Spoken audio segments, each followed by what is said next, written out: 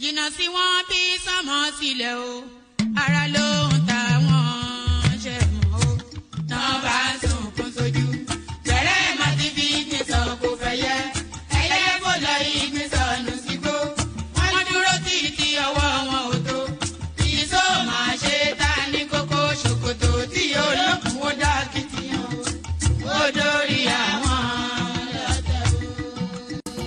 lọ́tẹ̀ o.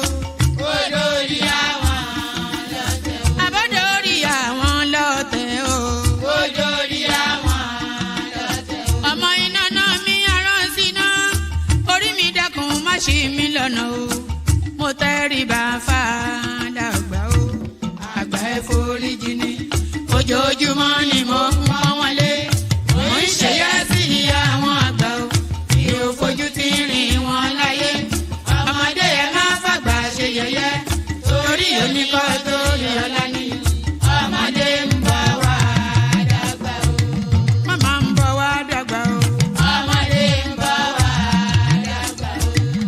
Máa ń bọ̀ wá dàgbà o.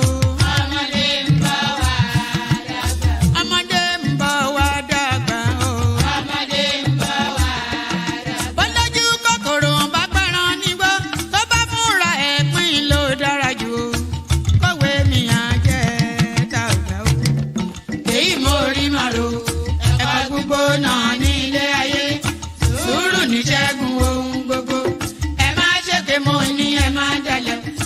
Forí orí kìlọ̀ ló jẹ́ ẹ̀yin forí wọ́rí yóò sábà mọ́ àwa ò ní sábà mọ́ láyé o. nílẹ̀ ayé o.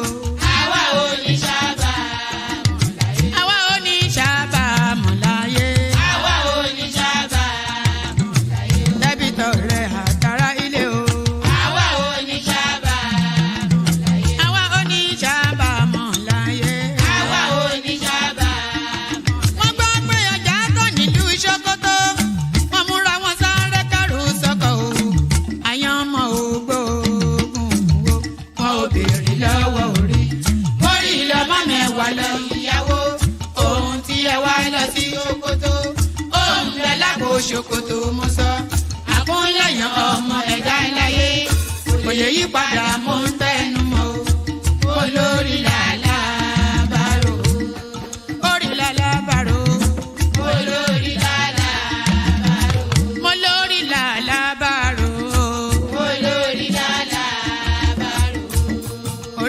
Gbẹ̀mí níjà o. Olórí lálàbàrò. Lálàbàrò. Olórí lálàbàrò. Oríjà jogun ìkànnì wọn rí má fi wá fáyé mu nílé ayé wa o. Olúwa àgbẹ̀ wa níyà o. Àmì nílé ayé wa. Bó tilẹ̀ jẹ́ pé ọ̀tá kọ́ ni wá. Bó tilẹ̀ jẹ́ pé ọ̀tá kọ́ lẹ́yìn. Ṣọ́wa nínú ọ̀pá wọn kìnìún. Ejò olóró akéèké ṣọ́wa nínú ìdàgìrì ayé dáàbò ẹ̀bùn wá fi ṣọ́rẹ́ ṣọ́wa o. Mo sádìyọ bàbá lókè o. Mo sádìyọ bàbá lókè o. Mo sádìyọ bàbá lókè. Mo máa sádìyọ.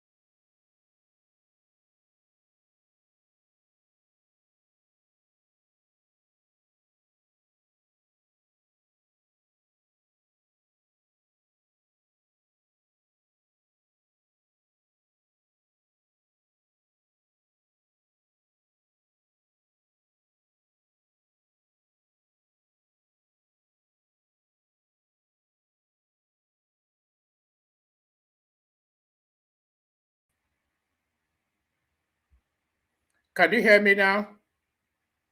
Can you hear me now? It was no more complex than a matter of pressing some wrong something on the. Oh, all right. Hopefully you can't hear me. Um, Oh, brilliant. Thank you, Bosun. So hopefully you can hear me. So good day to you. Good to be in your company and all that. Good day to you. Good to be in your company. Still at this. Well, how many years are we into this now? We're over 4 years into this, and I still can't master simply just pressing an audio something. But there it is, a convergent. Is that what they call a convergent? Is that the terminology? All right. Okay, what are we doing now? All right, good day to you. Good to be in your company and all that. Good day to you. Good to be in your company and all that. So, ladies and gentlemen, yes, good to see you. Speed video. One of these days, I speculate as to some of the personalities that join us. Like this gentleman, for instance, speed video. He joins us with some frequency. So you just see him. He makes all these comments, and then you speculate as to who he is, what his life is, what he sounds like, etc., etc. We've known, a lot of these characters. We've known them for years on end, and you couldn't. They pass you on the street, like one of these chaps. He lives not too far from me. I think is that Amuri Israel. He lives not too far from me. He tells me he sees me in the shops every so often, and he will never say hello, and he will pass me by. I would not be able to recognize him, of course. So sometimes you speculate as to some of the personalities that join us on some of these things. But good day to you. Good to be in your company and all that. Good day to you. Good to be in your company. Hope you're having a wonderful day so far. So, ladies and gentlemen, we have liftoff. I think that's the phraseology that they said when they picked up. No, ladies and gentlemen, we got him was what they said when they picked up Osama bin Laden. But we sadly have liftoff. The elections is now fully up and running. So that's that one. So the elections is now fully up and running. Oh no, that's too much. And that's too little. All right, let's leave it like that. So the elections is now fully up and running. As we have kickoff. The campaign is now officially launched off, so people can start campaigning now, which is to tell you then that the whole of Nigeria will be agog with all matters politics up from now all the way till we hear the declaration of a new president. So when I say we hear the declaration of a new president, that doesn't necessarily mean Tinubu will be replaced. It may be replaced, but the declaration of a new president is to tell you that the administration, the term of this particular administration has come to an end and another new term starts. So with that new term starting, if Tinubu is returned, he's still a new president, even if it's an ongoing president. So we have the elections launch off now. So everybody is at the starters block. But who is going to chest that finishing line first?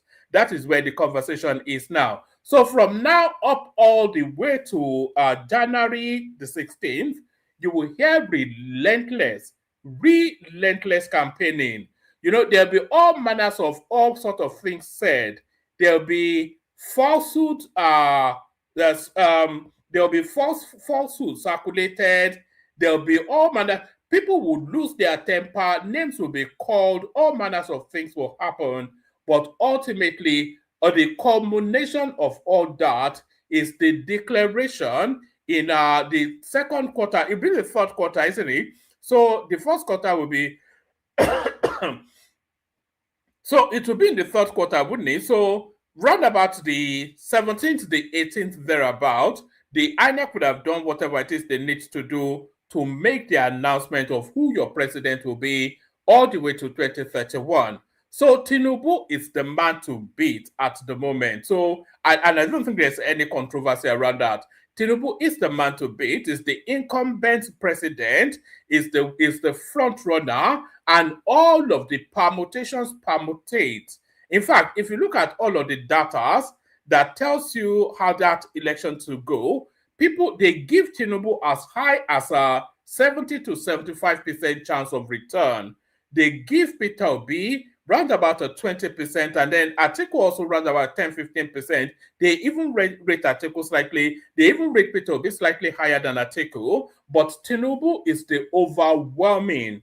And this is the number crunchers crunching the numbers to arrive at this. This is not even my own speculative thought. So my own speculative thoughts also aligns with that Tinubu would be returned, but also the numbers and the indicators tell us that Tinubu will be returned.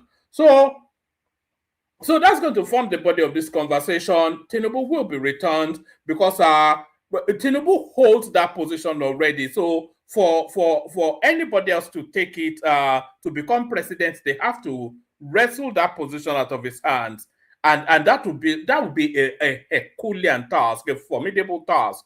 It will take some heavy lifting. It will take a real godlike might to wrestle that power, especially as it's indicated he has no intentions of giving it up. So it will.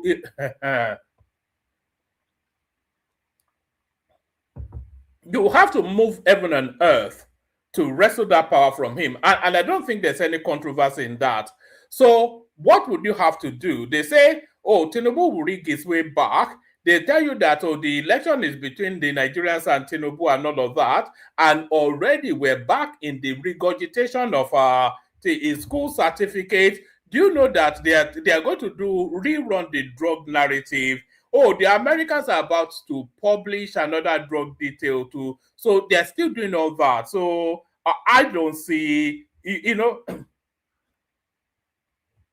I don't see where the narrative is that removes, because it looks as though these people are bereft of ideas. Well, clearly they are. It doesn't even look as though they patently, clearly are bereft of ideas. There's no function. Imagine 4 years on, we're back to, oh, do you remember we legislated all of this, by the way?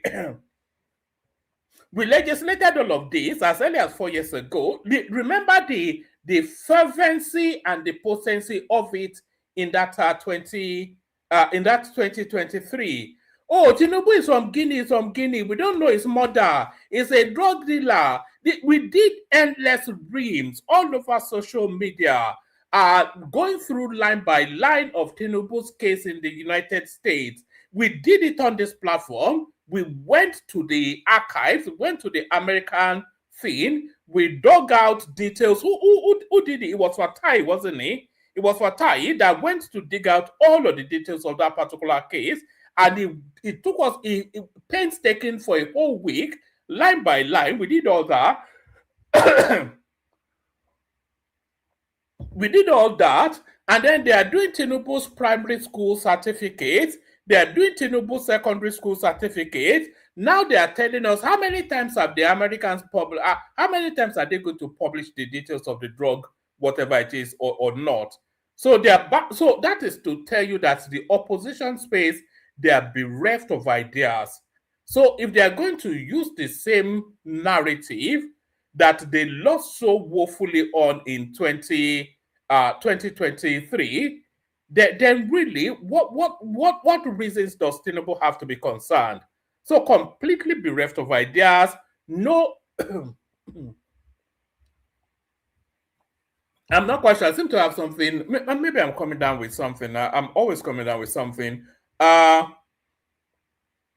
So I just don't know. So, but the one thing is the elections have officially kicked off. The campaigning should start campaigning now. But hopefully we'll hear something new from the opposition space.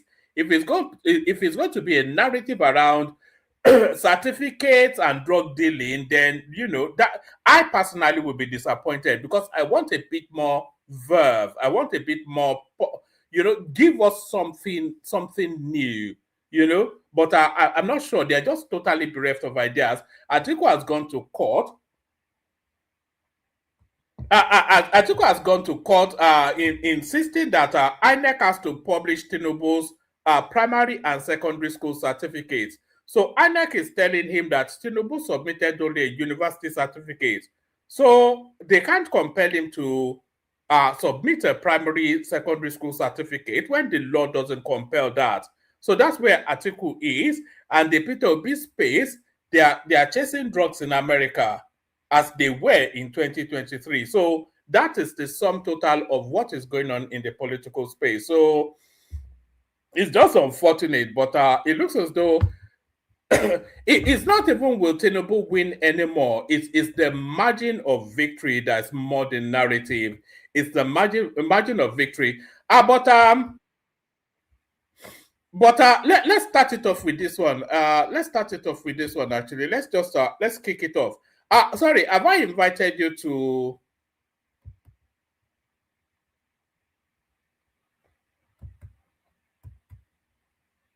Have I? Pardon me, I'm all over the place today, but hopefully I get into the swing of it. Have I invited you to like and subscribe? If I haven't invited you to like and subscribe, please like and subscribe. But let's start it off, kick it off with this one. So we just go through it randomly. I came across this one.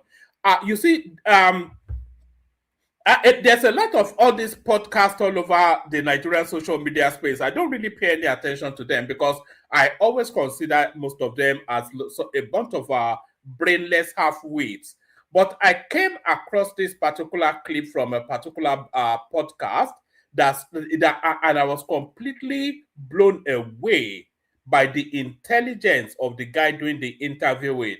So after this interview, after this clip now that I'm about to play you, it'll be impossible for Kenneth Okonkwo to show his face in public again. So let's start it off with this one. It's not so much the beatification. It was it's not so much the beatification, but the beasting of Kenneth Okonkwo. So this is where Kenneth Okonkwo's career finishes in Nigerian politics. It's only 2 minutes, but at these 2 minutes completely ends Kenneth Okonkwo as a political figure. Tell me if you can hear the audio in the comment section. The name of the person is Caleb Westberg. Made the deposition on behalf of Chicago State University. That's the certificate that Tinubu purportedly presented to INEC did not emanate from them. And in court, we couldn't even produce our own form EC8A. We couldn't even produce the evidence.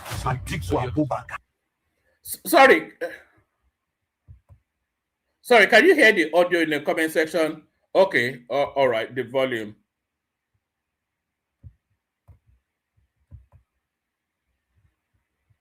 All right. You probably need to increase the volume where you are because it's at the highest where I am.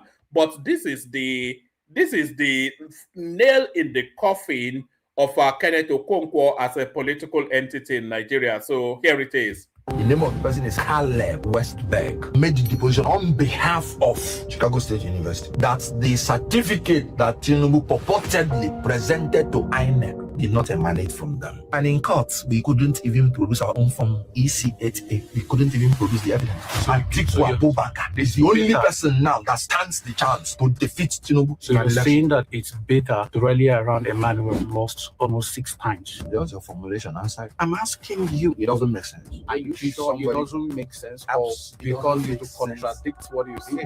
You say that the reason why you like Atiku is because he's playing an inclusive politics. Yes. In October 2022, on channel television, you said that Atiku's Kaduna comment, where he was telling a northerners not to vote for a Yoruba or Igbo candidate, was a genocidal statement and called for INEC to prosecute him under Section 97 of the Electoral Act. Which one is it? When you say he should be prosecuted for dividing the country, The duty of the opposition is to watch closely what the other person has said and use it for your own advantage. so in 2022, when you made this statement, you were just playing politics. How should we know that what you're saying in 2026 now is not also you playing politics? First, And there it is right there. And that is the end of Kenneth Okonkwo as a political actor right there. You see, that's the problem that these people will always suffer. We had it a little bit with we had it with Festus Kiyamo. We had it with Reno Mokri. Now we're having it with Kenneth Okonkwo. Kenneth Okonkwo in a previous incarnation, just as early as no more than 3 years ago, he said Atiku Abubakar is so divisive a figure that it should be prosecuted and struck off by INEC. So why did Kenneth Okonkwo say that? Because Atiku Abubakar then he went to the north and told the northerners not to vote for Tinubu or not to vote for an Igbo man or a Yoruba man, because those ones would not serve their best interest. And Kenneth Okonkwo then described that statement as not only divisive but genocidal, to the point that he was inviting that Atiku Abubakar then should be struck off the electoral register and prosecuted by the authorities. That was what this Kenneth Okonkwo now, that was what he was saying about Atiku Abubakar as early as 2023. Fast forward 3 years later, this same Kenneth Okonkwo now is telling us now that Atiku Abubakar is the most unifying of all of the candidates being presented and is the one that will bring the country together. So the presenter, the interviewer, he then asked him that, you said this in 2023. So why did you say that? So Kenneth Okonkwo told him then that, look, in politics, you use whatever is most potent to attack your opposition. So it's telling him then that in 2023, when he was telling us that Atiku Abubakar was a divisive genocidal figure who does not mean well for this country and should be locked up, he's telling us now that when he said those things in 2023, that is politics. So the young man then asked him that, okay, you said that so fervently now, and if you had believed you and acted on it in those times, now you are telling us it's just politics now. So why should we believe that what you are now telling us about this same Atiku Abubakar, which is a complete volte-face from what you said previously, why should we believe that this is not also politics? And that is the end of Solomon Grundy. And at that moment, Kenneth Okonkwo ceases to be a political actor and turns into a clown. So the ending of Kenneth Okonkwo's political career happens in a 1 minute, 20-second cameo. Watch it again. Now you have the explanation. Watch it again. The name of the person is Caleb Westberg. Made the deposition on behalf of Chicago State University. That's the certificate that Tinubu purportedly presented to INEC did not emanate from them. And in court, we couldn't even produce our own form EC8A. We couldn't even produce the evidence. Atiku Abubakar is the only person now that stands the chance to defeat Tinubu. So you're saying that it's better to rally around a man who has lost almost 6 times. That's your formulation answer. I'm asking you. It doesn't make sense. Are you sure it doesn't make sense, or because it contradicts what you say? You say that the reason why you like Atiku is because he's playing an inclusive politics. Yes. In October 2022, on channel television, he said that Atiku's Kaduna comment, where he was telling northerners not to vote for a Yoruba or Igbo candidate, was a genocidal statement and called for INEC to prosecute him under Section 97 of the Electoral Act. Which one is it? When you say he should be prosecuted for dividing the country, The duty of the opposition is to watch closely what the other person has said and use it for your own advantage. so in 2022, when you made this statement, you were just playing politics. How should we know that what you're saying in 2026 now is not also you playing politics? First and foremost. So, bam, like they say in Nigeria, bam. And with that question right there, that young guy, he ends the career. Nobody can take him seriously after that. You know, because this is the thing. Now, these people forget they have a body of work. Like Peter will be telling us that it's for human capital development, it's for education and evolving people through learning and all of that. This was the same guy that told them in Anambra State when he was governor that education is not for the poor. That's on record. You know, we have all the data, we have the audio, we have the print. When he was telling his own indigents, he increased the tuition fee at the local university by 300%. And when the people were riding against that, he retorted to them that education is not for the poor. This is the now guy is the champion of the oppressed. So these people sometimes forget that they have a body of work that can be used as reference. So still in that spirit of inane funk, Let me show you something that is equally as funky as Kenneth Okonkwo. So in this now next clip that we're about to engage with, let me set the scene. This is one of the Obi characters from the Southeast, and is interacting with the Minister of Finance, Taiwo Oyedele, and is trying to poo-poo, is trying to disparage, diminish the NEL funds. So that's the background to all of this. And if you want to listen to what listen to the question already embeds, is a self-defeating question anyway that the guy is asking. Already embedded in that question is the answer that defeats it. But listen to how the guy phrases the question, and then listen to how Taiwo Oyedele mocks him. So let's engage with this one.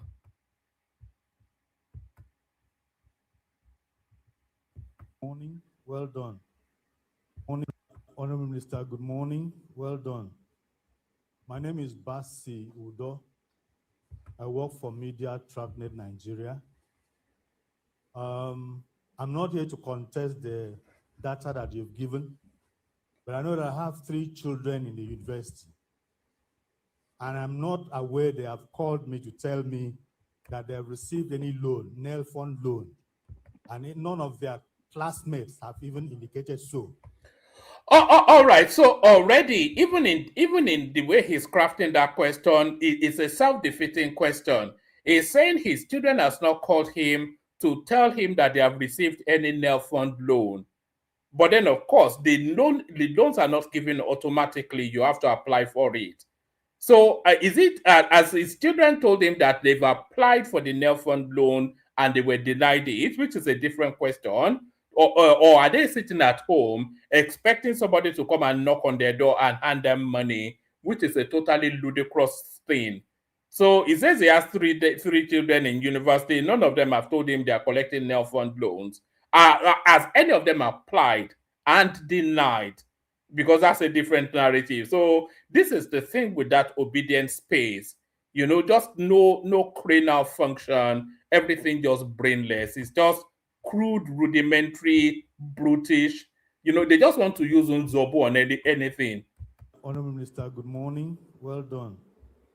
My name is Basi Udo. I work for Media TrackNet Nigeria.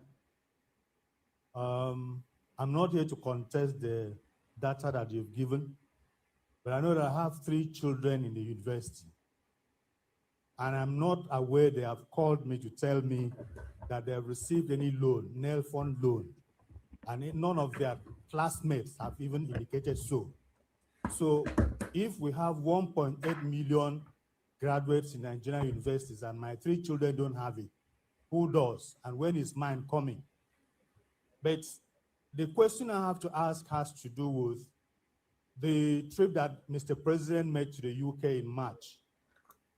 And when he came back, he told us that Nigeria has secured a £746 million financing deal for ports. Several months after, we are still unaware of the details of the terms of that deal. Some people are even questioning that that deal did not pass through any due process. People like the former Vice President of World Bank, Obi Ezekwesili, is asking for the cancellation of that contract because it appears to benefit British companies. Hold on, sir. British companies more than Nigerians. So please, sir, are you aware of the details of this deal? And what's your reaction about the call for the cancellation of the deal? Thank you, sir. The second question is from Bas Udo. And as you were asking that question, I was smiling. He said he has 3 children in school, and none of them has received NEL fund. They are not even aware of any friend of theirs who has received it.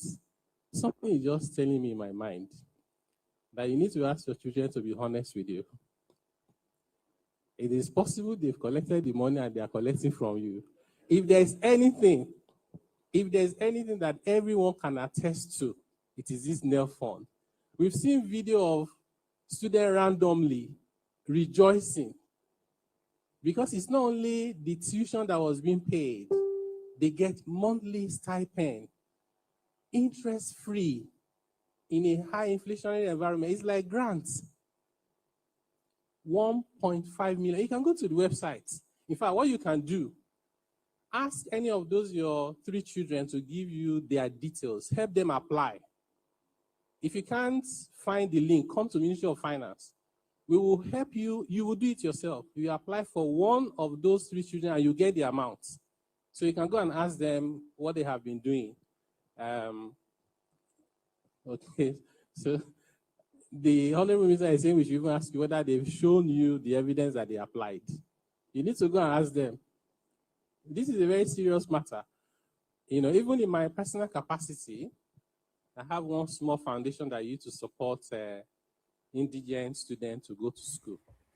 And many of them were still coming to me after NEFA and saying, You know, it's just it goes back to my opening monologue. It's just like the obedience space are completely bereft of ideas. There's no functional thinking in that space at all. Even the ones that have all of the veneer of having somewhat of a brain, even the ones that look at this guy now, it looks of a certain age, and he speaks like he has a certain level of education.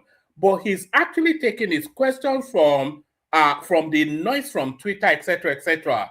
Look at that question. Just listen to that question. It says he has three children in university. None of them have told him that they've collected NEL funds, and neither have any of their friends, which is a lie, of course. But the question is, have your children applied for the NEL funds? Or does he think that they just hand it out automatically? How does he think it works? And we've had so many testimonials from the beneficiaries of that space that it just calls to ridicule. He ridicules himself by asking that sort of a question. But then it's an unthinking question. It's just a question called from the standardized noise that they make within their space, and then they bring it into the mainstream. How can a full-grown adult tell us that his children have not told him that they got NEL funds, and therefore the NEL fund doesn't exist? Do you know that within the obedience space, they're still going around telling each other that the Lagos-Calabar Superhighway, it doesn't exist, that what we're seeing is AI? This is what they're still doing now. And and next time they announce the election results, they tell you that they were rigged. Can you imagine that sort of a question from a full-grown adult? The student have not told him that they collected NEL funds. Have they applied? Were they rejected? What are the details of that application? Did you ask them those questions? You know, just some sort of brainless nonsense. go and apply. I sent link to them. Within 2 weeks, they said we got alerts. You know, interestingly, the uptake is more in the north than in the south, because we spend all our energy here doubting everything that government does. Okay, so anyway, I'll leave it at that. The other question Basi raised is with respect to the bilateral arrangements, visits by Mr. President to the UK, as part of which we had this deal about the port. And his question is interesting because he's wondering whether that passed through due process. The details are not made available. Yet, in the same breath, he said the benefit is more to the UK than Nigeria. Like, if you didn't see the details, how are you able to tell that it benefits UK? I'm just curious. I have this tendency to be curious. Interestingly, we still had a conversation on this just this morning, before this meeting. Again, there's nothing wrong in finding the person with money to help you solve a problem that you have in a way that that project is self-financing, right? Imagine you take $1 billion to develop your port, and that port generates value of more than 1 billion. Why are we always antagonizing government policies? And you know, sometimes the reason why I put it this way is the way you ask the question can tell what's in your mind. You are not just asking questions, you are concluding. So from what I know, it's possible that some people know more than me. This is a win-win deal between the UK and Nigeria. So when the project starts, you will see it physically there in the port. Even the UK will not do audio arrangements. At least if you don't trust us enough, maybe you can trust the UK. For the MPA, for instance, we all know how the condition of the ports are in Lagos, and that's a gateway into Nigeria. A major, Tinkan and Apapa, those are major ports, gateway into Nigeria. I think if we are rehabilitating them, it is for the good of Nigeria, for commerce, for revenue, and for everything. We should put those into account when we're making comments on some borrowings, particularly when they're project tied like that. Thank you.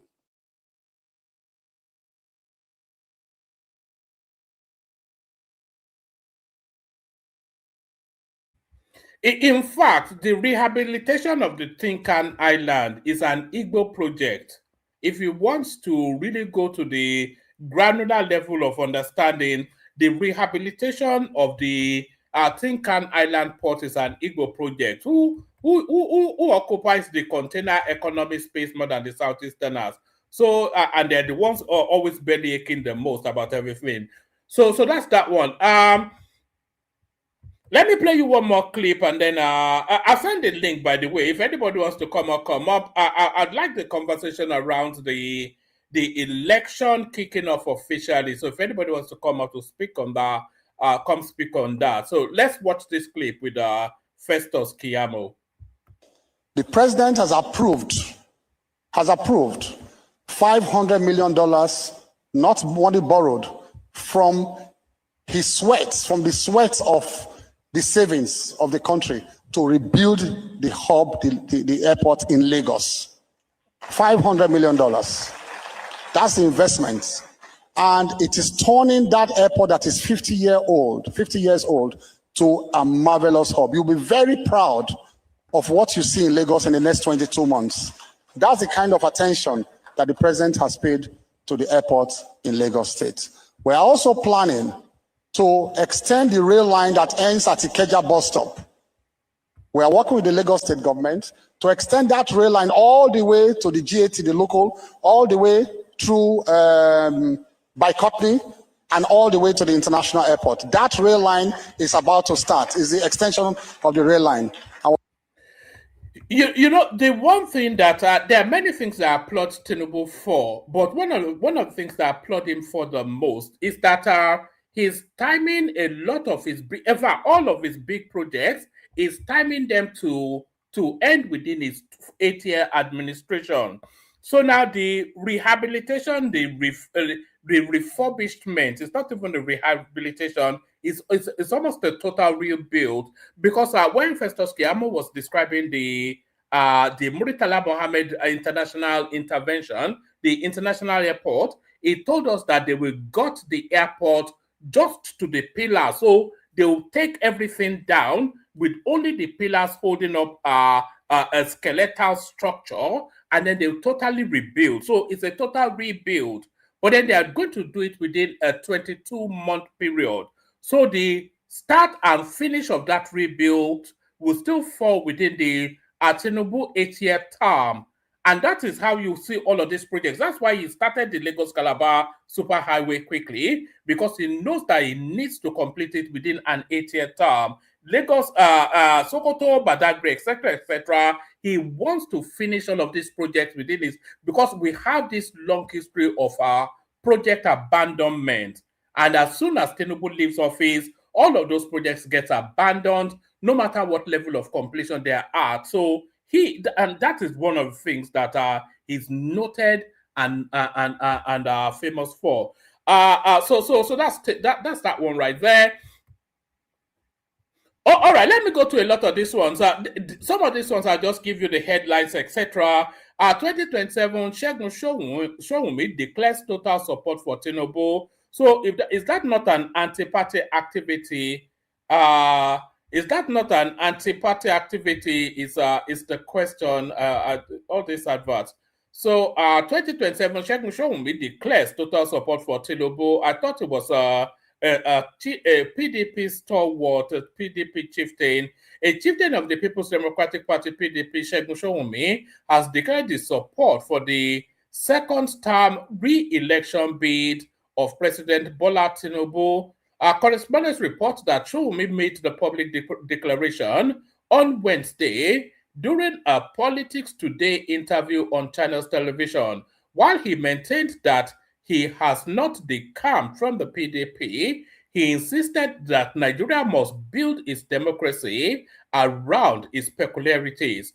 The former, I think we even have him on clip, do we? The former spokesperson of ex-President Atiku Abubakar, who broke into song of praise for Tinubu during the program, insisted that his decision was not based on any monetary inducement, but on the conviction that President Tinubu is the right person to lead Nigeria. So here is Segun Showunmi right here. So let's see if we can get it from here. History, this is the longest reign of civil rule. But ironically, from the build-up going towards 2027, I think this is the most important and incidental election of all the elections we've had in the past. Why so? Very good. The energy level, the rhetorics, what is at stake, the balance of the country is a bit on the high side. So I found myself singing a song when I knew I was going to come to you today. It's a Yoruba song, but I think you will like it. I said, I was calling the name of the president in our Yoruba language. And I said, Ọlọ́run tó lẹ́rù abá ẹgbẹ́ Àkànbí. Ọlọ́run tó lẹ́rù abá ẹgbẹ́. Ọlọ́run tó lẹ́rù ló lòṣùká. Ọlọ́run tó lẹ́rù abá. Because so much is at stake. Invariably, you will tell you in that song, that may interpret for our viewers who don't speak Yoruba language, you are saying to Bola Tinubu that God will help him to sail through this journey, and this burden, he will be able to carry it successfully. Do you know why? Is that not sacrificing? No, that can it be when I'm praying that the whole thing should work well. Listen. All of a sudden, one second. You are, if the election, for Bola just listen, I've not even started. I'm going to campaign for everybody knows really? that. Yeah. Just hold on. Have you been insulted? By who? Bola Tinubu. You see, it's an insult on me to even think I've been insulted. If it is sorting, I know where money is and I know how to get it. I'm just too passionate about the direction I see the country go. But I don't want us to get it. We'll come into No, because the question now. Let me just tell you why you were an Atiku man. That's a long time ago. Yes, I know. I backed him 2 elections back to back. The last time I checked, you're seeing PDP. Have I ever told you I've left? But you are campaigning for APC. Listen now, are you not aware that every nation will plan their democracy around their circumstance?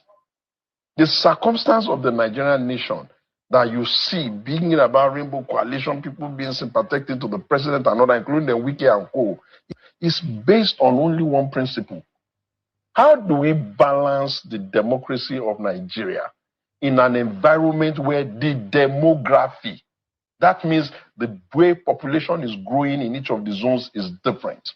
It therefore follows that for us to have a modicum of predictability and stability, we must work along the principle of the pendulum. The reason is that if we don't do that, we will then be victims of where the numbers are. Now, if we become the victims of where the numbers are now, then how long can we go before it becomes extremely offensive? So for us to balance it, General Sani Abacha of blessed memory, it was not exactly silly when he created 6 geopolitical zones. It was because it is clear to anybody who loves the country that how do you balance the technicality and the intricacies.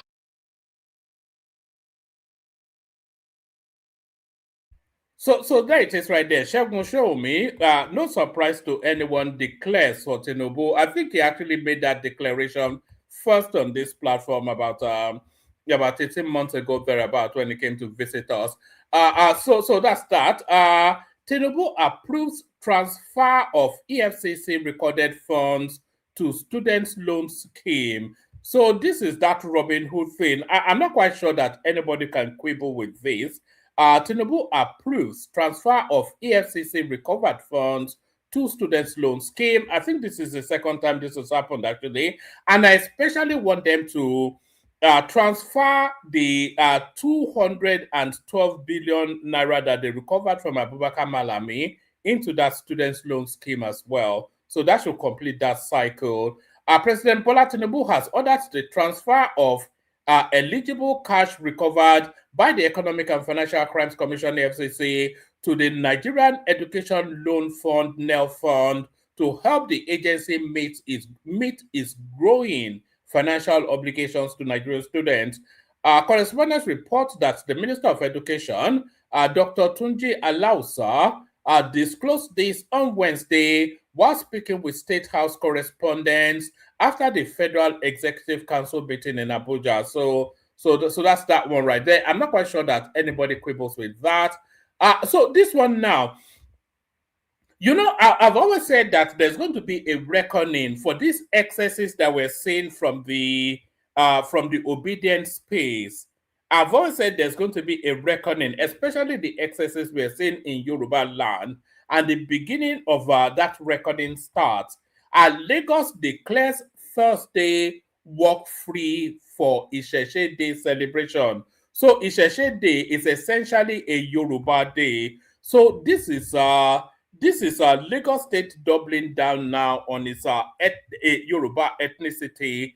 Lagos declares Thursday work-free for Isheshe Day celebration. This is a direct riposte to that excess of certain elements calling Lagos no man's land. The Lagos State government has declared Thursday, August the 20th, 2026, work-free for the celebration of this year's Isheshe Day. In a statement issued by the Special Advisor to the Government on Tourism, whatever his name is, on Wednesday, the Isheshe Festival was described as an expression of Yoruba traditions and spirituality. To ensure Lagosians and tourists get an unforgettable experience during the celebration, the Lagos State government has declared the day a work-free day for public servants, political appointees, and others, Aragbe said. He noted that about 3 million residents will gather for the traditional worship and celebration, adding that the Yoruba tribe is one of Africa's largest ethnic nations with more than 55 million people globally.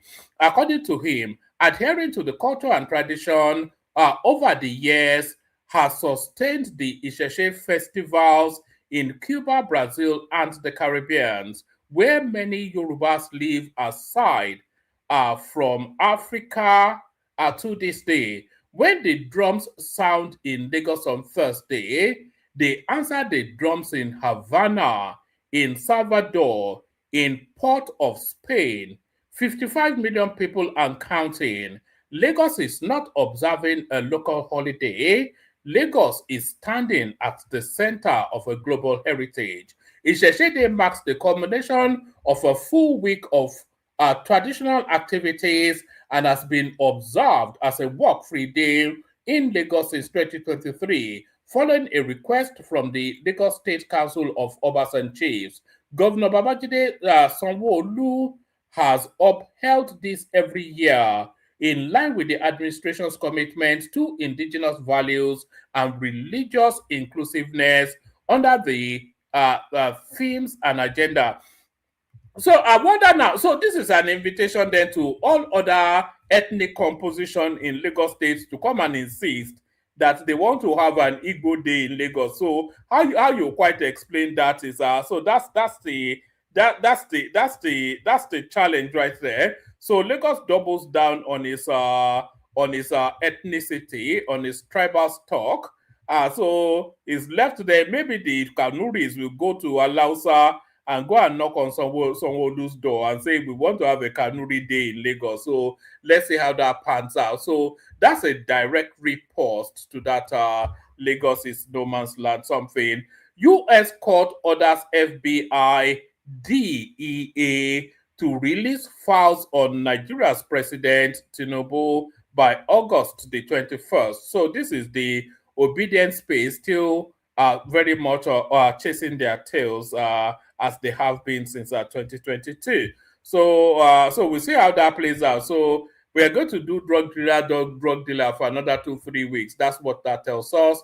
Tinubu government finally gives breakdown of fuel subsidy removal savings. So this is what reading. Let's go through this one at speed.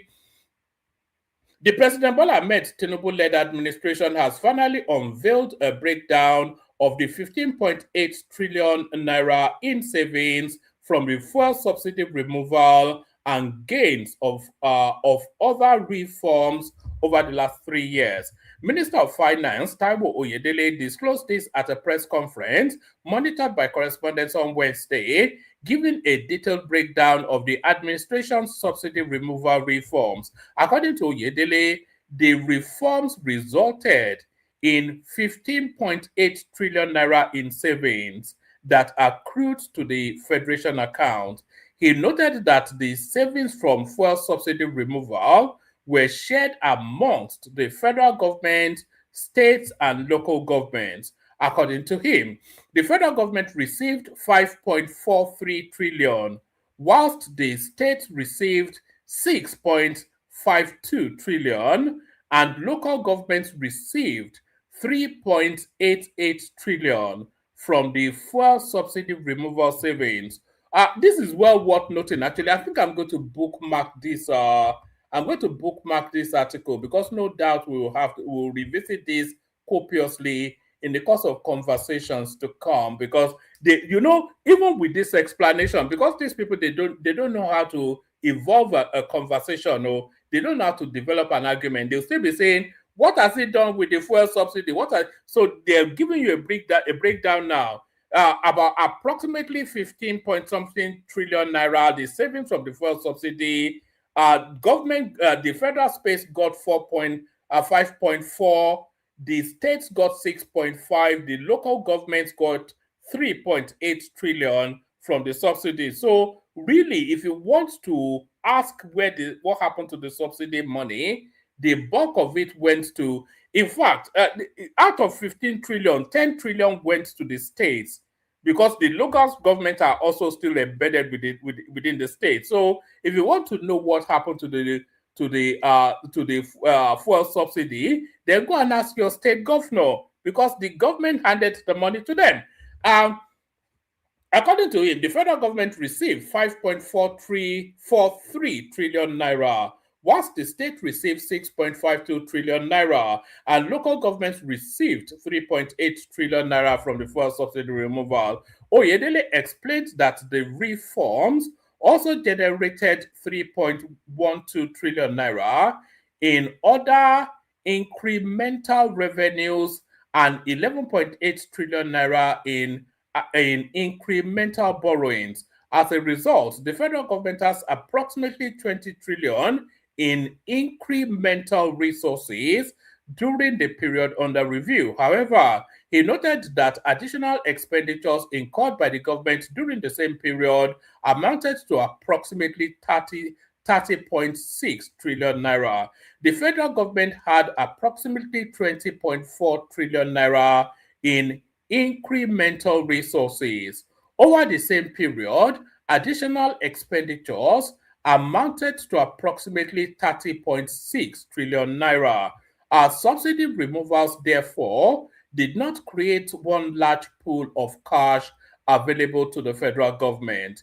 It reduced a major fiscal burden and the amount of additional borrowing that would have otherwise have to have been required, he stated. He added that of the 30.64 trillion naira in expenditure, 9.39 was spent on wage adjustments, 9.37 on external debt servicing, 6.47 trillion on infrastructure, and 3.14 trillion on electricity subsidies. Recall that in May and June 2023, President Tinubu, so that's but of course, they will still continue to labor. So you can then go into the minutiae of the details. So don't ask what happened to the monies anymore. You can ask for a further breakdown, which they're obliged to provide you, but they've given you now the broad strokes of how the fuel subsidy removal savings was disbursed. 2027, why I won't travel around with Peter Obi. This is the bandit in hijab, according to Baba, jumping ship, jumping the sinking ship. 2027, why I won't travel around with Peter Obi. This is Aisha Yesufu. Oh, all right. A chieftain of the National Democratic Congress NDC, Aisha Yesufu, has revealed that she would not be traveling around the country with the party's presidential candidate Peter Obi, as she did during the 2023 presidential race. Correspondence reports that Yesufu revealed this in a video shared on her official X account, reflecting on her involvement in the 2023 presidential campaign. Yesufu said her major objective was to help Nigerians understand that Obi's candidacy was not based on ethnicity or religion. She explained that she wanted voters to see Obi as a candidate who represented Nigerians across different backgrounds. According to her, the campaign succeeded in changing the perception of many Nigerians who initially believed Obi had little chance of winning the election. Yesufu said several people who were initially skeptical about his prospects eventually became convinced of his ability to mount a strong challenge. So she's taking all the credits then for whatever it is that Peter Obi imagines he achieved in 2023. However, she said her priority going into the 2027 election will be to ensure that Nigerians who intend to support Obi are properly mobilized and their votes are protected from the polling units through to the coalition center. Yesufu, I'm not quite sure what that means actually, but that sounds like abandoning ship to me. But good luck to her. She's made her money, so why not? Our court spent 40 billion naira on Osun elections. This is a Fayose countering Davido. Let's do this one quickly. Our former Ekiti State Governor and Chairman of Rural Electrification Agency, Ayodele Fayose, has countered Afrobeat star David Adeleke, popularly known as Davido, over allegations of massive vote buying during the August the 15th Osun State governorship election, claiming that the Accord Party, which produced the winner Ademola Adeleke, spent at least 40 billion naira on the polls. Fayose also alleged that more than 7.5 billion naira was distributed across local governments and wards shortly before the elections, suggesting that the two leading political parties deployed substantial financial resources in the contest. Fayose made the claim in a video interview with TVC posted on the journalist handle on Wednesday. His comment came against the backdrop of Davido's allegation that the All Progressive Congress APC spent as much as 110 billion naira on vote buying during the elections. Davido, so I don't know, man. It's just they're all thieves anyway. So I'm not quite sure that there are no winners in Osun State, only losers, and the biggest losers are the indigents. They have to suffer a day dancer for another 4 years. So you lie on your bed as you make it. Is that not how the phrase goes? Months after U.S. listed Nigeria as emerging lithium source, China-backed firm targets the country's projects with 240,000 ton trial mine. So Nigeria is a land of blessing. Anyway, there's nothing we have gold in abundance. We have gas. We have I think the 5th largest gas reserves globally. We have the top 3 largest lithium reserves. We have emerald.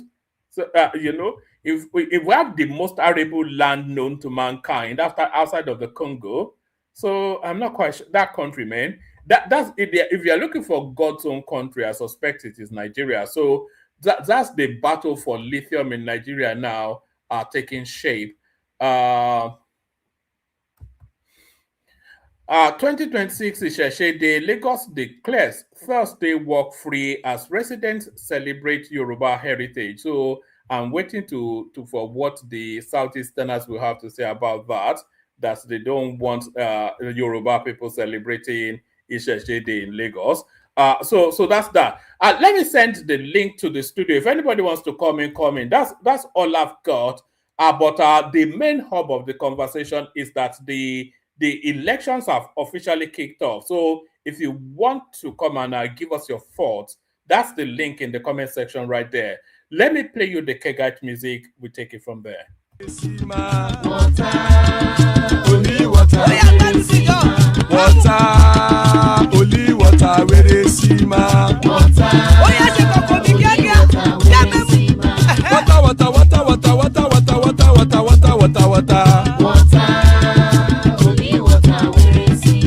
Hapa o naido.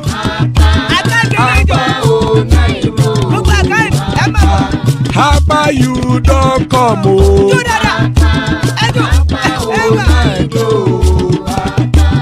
Hapa o naido.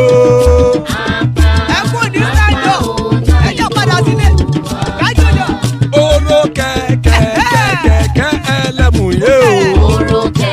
Ilé sọ́dí àkẹ́kẹ́ rẹ̀ ẹlẹ́mù rẹ̀ o.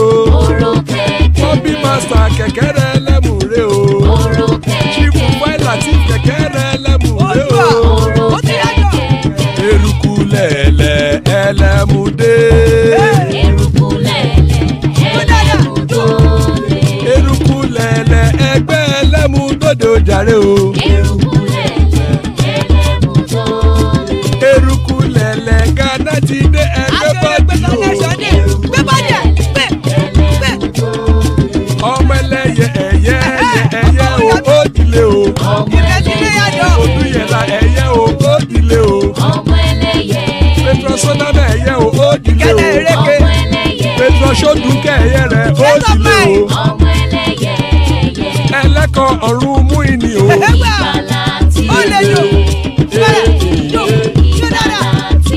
Àkùkọ ọ̀run mẹ́kọ.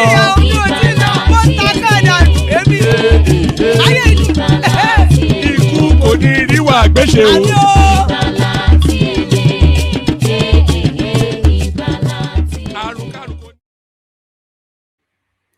And it is right there. Ikuko Niru Agweshe may just have nothing to do with us. Joining us, Baba, to the rescue. Otherwise, I'd have built. Good to see you, Baba. Hopefully, you're there. Baba, Papa. I'm determined to catch you today, pin you down. So I'm glad I did. How are you? I'm good. Good. I hope your week is going well. We thank God. I do well. Great. So I don't have good panelists yet. I know they will come. Most particularly Bishop and AI. I look forward to seeing them. And to my friends in the commentariat, Lupim, I think King Jin Young or Young Jin, and AB is here after a long while, Agbadorian and Indomitable Pansats. So, woman, I'm excited. I'm excited for Nigeria. I mean, a lot of things are happening. And people don't want to acknowledge it. I don't know why. But we will keep on highlighting those good things that are happening to Nigeria.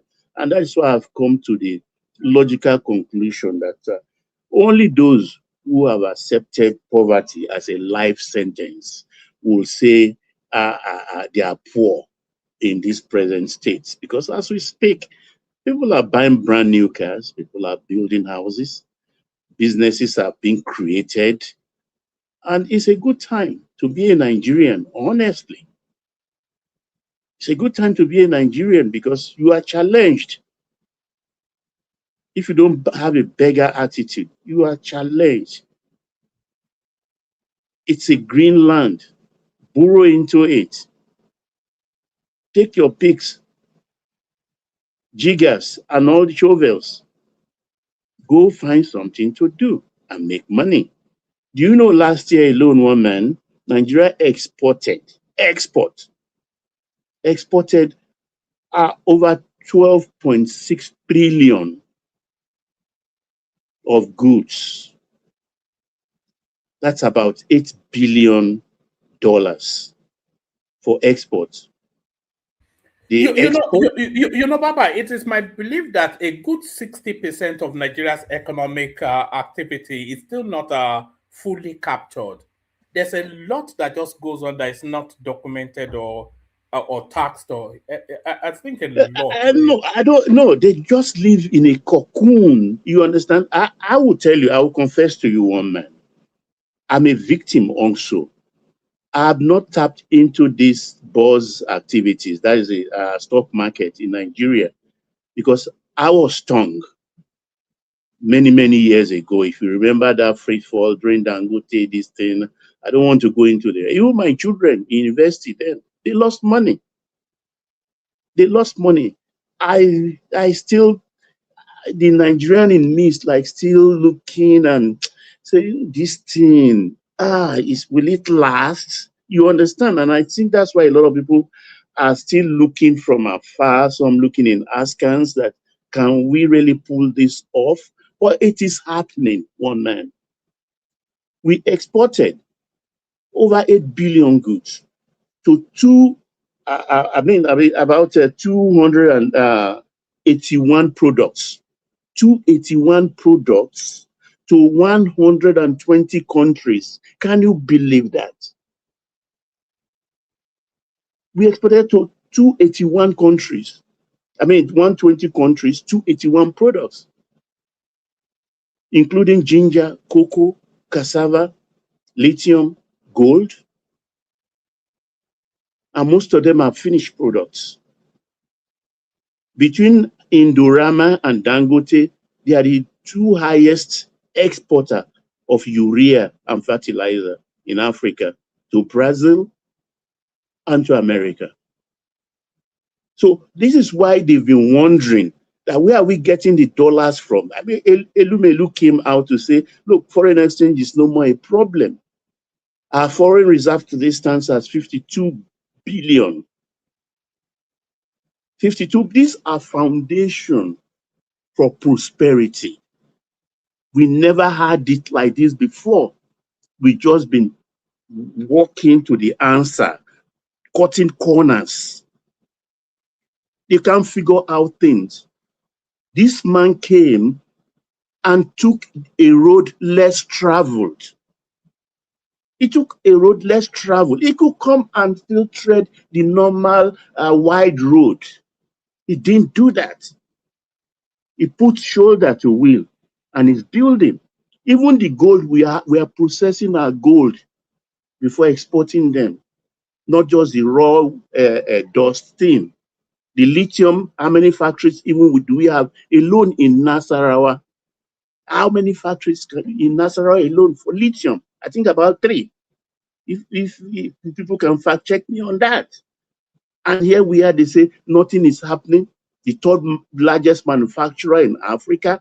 Somebody is telling me production to Kinikon. You get my point. That's why I say I am excited. And they don't even know what is going on in the cyberspace.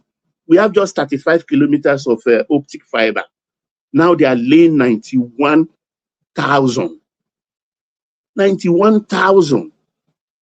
So that our high speed will be enhanced. The other time we are putting our cloud listing in France, people are questioning it. I still support that. But that France could be using our own facilities to store their data. Because it's safe not to put your egg in one basket. So nations will be using our facilities for safety, even though they have capacity. We too will be putting our things there. There will be, imagine this fiber optics thing, once it starts, they finished it. There will be telemedicine activities going on. The doctors who are afraid of rural area need not go again. All you do is do FaceTime with your patient. You could be in Lagos, and the other person could be in Kauran and Modia, and you'll be attending to your patients. So these are the things I'm excited about. You understand? They came and they're always lamenting and saying a lot of things. I think it's just they are being dishonest. We should give this man his flowers. Should give him his flowers. And do you know that the refineries now, the new ones, Ezekiel. Sorry, Baba, give me about 5 minutes. You got our bishop and Apansat with you. So Yeah, carry on. Ezekiel is in Bayelsa. That's a new refinery. We have Aradel in River State. The Dangote is there, the real big one. Edo refineries, they are doing very well. And the one in Imo, what's that one now? In Imo. They all are fitted with reformers. They are not just doing AGO and urea and all the rest. They are putting and they are also putting out PMS. The old refineries, Warri and Port Harcourt, are now being taken over by a Chinese consortium. We are not spending one dime. It's like that car in my garage, it's been there for 10 years, it's not working. Oh, I can take it, I can repair it. I don't have cover to give you. I will repair it. Okay, fine. If you finish, you can use it for Uber and we'll be sharing the money. So they have 51%, the consortium, and Nigeria has 49%. So let them, it now becomes their headache. So let them do it. And we'll be watching and praying for them that if the Chinese can put these things together, can you imagine what happened with all of these refineries working in Nigeria? I'm not talking about consumption, I'm talking about exports, for which the government will be earning taxes. In July alone, FAC, 3 trillion. People like Atiku, they are dazed. They are asking, where is he getting the money? Come and do account for us. And I don't know why Taiwo Oyedele was talking about that corrupt subsidy. No, it's not. Subsidy was not an income. It wasn't an income. It's something a frivolous thing you do away with. It was corrupt. So they only just do smart mathematics trying to satisfy the naysayers. It was not an income. It wasn't an income. So from right, left, and center, this man is raking money and putting it back into the system according to the law. These development commissions are in the 6 zones. They share money for them also. So if your zone is not doing well, go and find out from your chairman, the development commission, like the Southeast did to the other young man who was Akpabio's aide, former Dr. Something, whom they gave, I think, 150 billion or what, as takeoff for Southeast Development Commission, and he couldn't account for it. He was renting one room in Abuja for 150 million a year. So if you misuse your fund for your state, it's your fault. This is a time to hold your governor, put his feet to fire. Leave Tinubu alone. Leave him alone. Go ask your governors what they are doing with all this money. They've all confessed that they receive huge money. They are all smiling. So if they don't know what to do with it, it's not the fault of Aso Rock. So this is my take for that one. I'll come back to the other ones like the Aisha Yusufu and the rest. Let me give other people other opportunity. And we're only 3, so let's keep to time. I did for 7 minutes. I yield one man.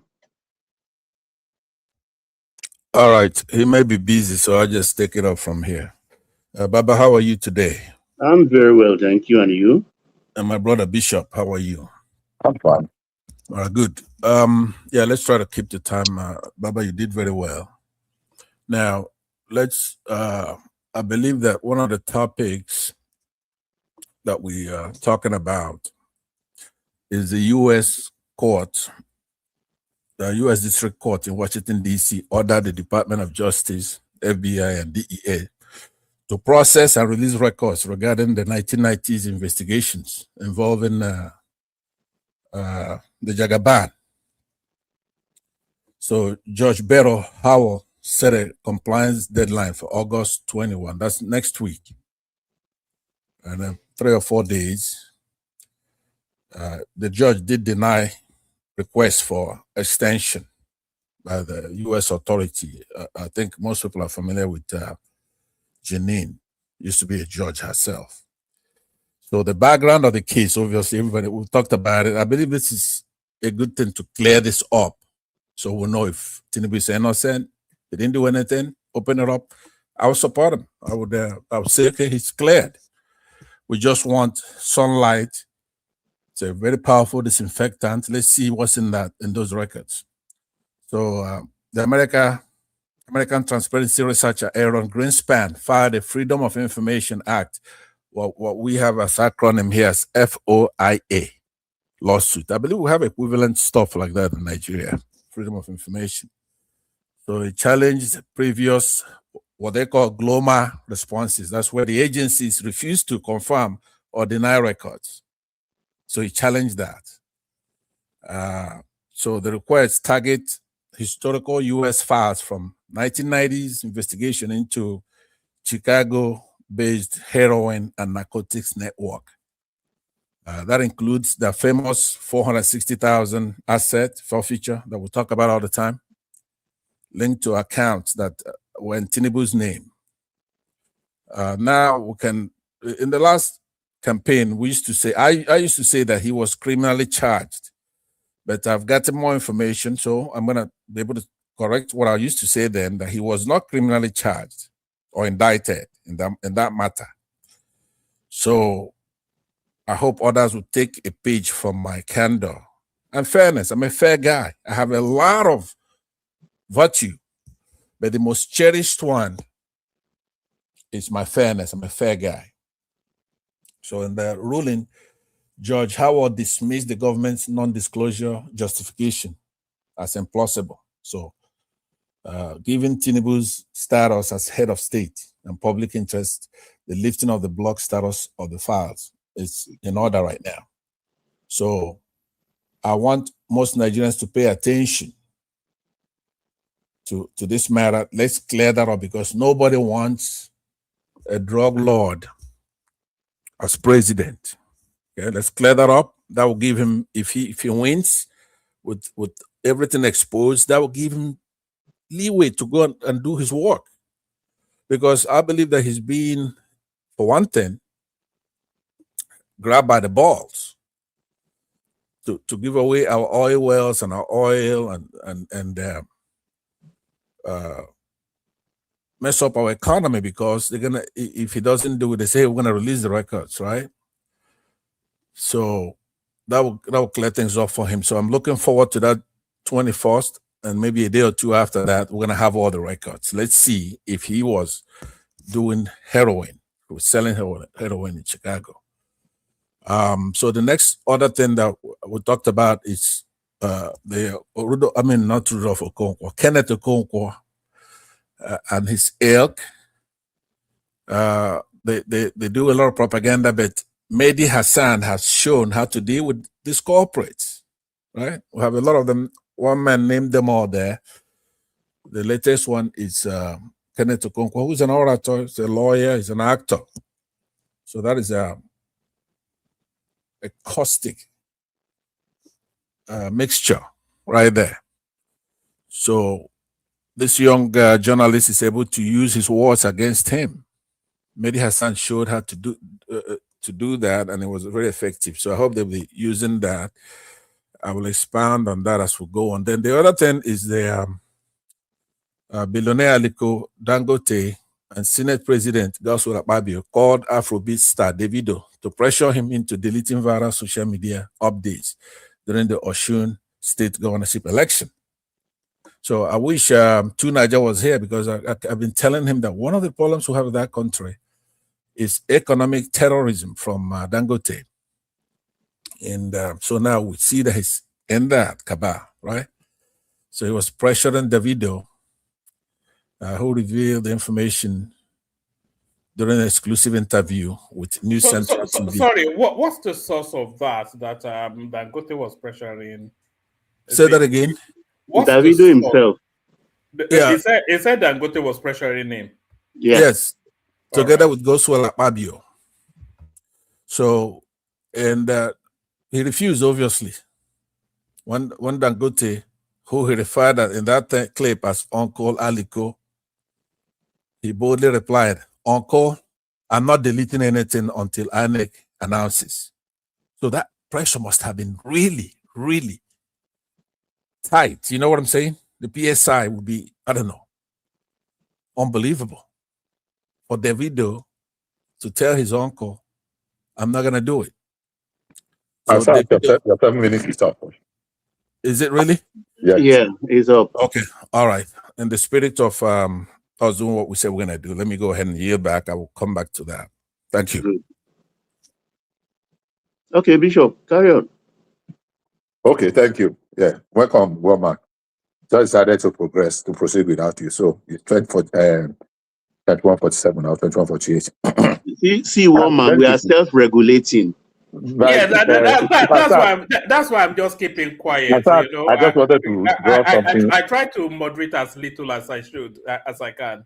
Yeah, taking 30 seconds of my time. Passat, just to point out something, you just said here now, a minute ago, that you have realized, and in the spirit of whether candor, you are a very fair person, that you have discovered that Tinubu was not criminally indicted. Those are your words.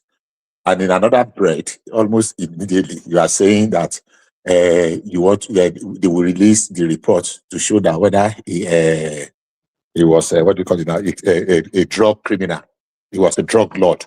I mean, if somebody is a drug lord, he's a criminal. If the court did not indict him criminally, that whatever happened was civil forfeiture, which they call it or whatever. But just to point out that you cannot reprobate and appropriate at the same time. Maybe we'll get into that. Thank you. Thank you for bringing those clips, woman. They really excite. I mean, I listened to all of them today. The Kenneth Okonkwo, you were spot on that. The man, Bassi or whatever his name is, that was asking that question, I felt embarrassed on his behalf and on behalf of, people that are actually journalists in the Nigerian media space. Because somebody could be so, I don't know the right words to describe him about how, he arrived at that because your 3 children. I bet you the man does not even have 1 child in the university. He just wanted an opportunity to ask a question, and he ended up embarrassing himself. It's not better than the 1 goat millionaire man that said he bought 1 goat and he became a trillionaire and he was investing in Eurobond where Eurobond was not even in existence then. So he got it all wrong. He got it all messed up. Yes, the real main issue, the election seasons are here. I really wish that we can really narrow ourselves to discussing issues, not to start on this pedestrian, pedantic, unserious, irrelevant argument of he had no certificate, he fell from heaven, he's a Guinean, he had drug conviction, he did not go to Chicago State, he did not go to grammar school, blah, blah, blah, blah. I really, really wish I can beg that we concentrate on issues so that we can go and research, know where we were coming from, where we are, the precipice, how close we were to the premises just a couple of years ago. And now we can, deepen our knowledge of trying to know more about our country. I listened to Seun Okinbaloye this afternoon, and I was excited by his second something. I mean, everything that Baba Ahmed said, of course, is very predictable. There are so many people that will come online. You can predict them.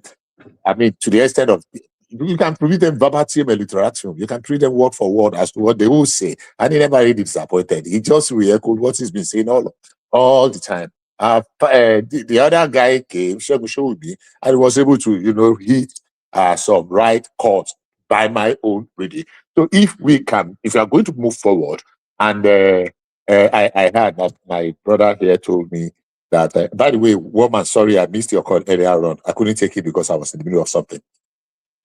So my brother here told me that Atiku promised that he was going to reverse the the fuel subsidy.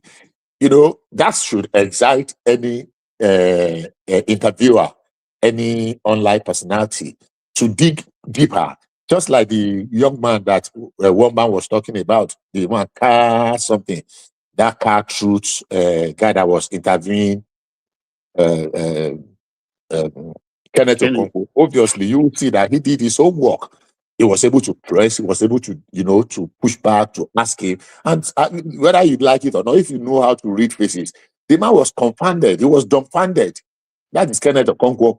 Because sometimes we do these things and get He was defeated now. At that moment, you could see that he knew the game was up. Exactly. He knew he'd been exposed, yeah. Absolutely. He was practically crestfallen, brow-breathing, because he knew that you have been buried, you have been slaughtered by your own sword. The sword of, the harakiri. He ended up on his own sword. So for that, I think that is the direction we should go. All these are unnecessary. If we say you carry drugs tomorrow, these are just unnecessary things. We should elevate the quality of our. Do you not think the Nigerian journalism is too compromised to be able to ask probing questions? Unfortunately, who are the leading spaces there?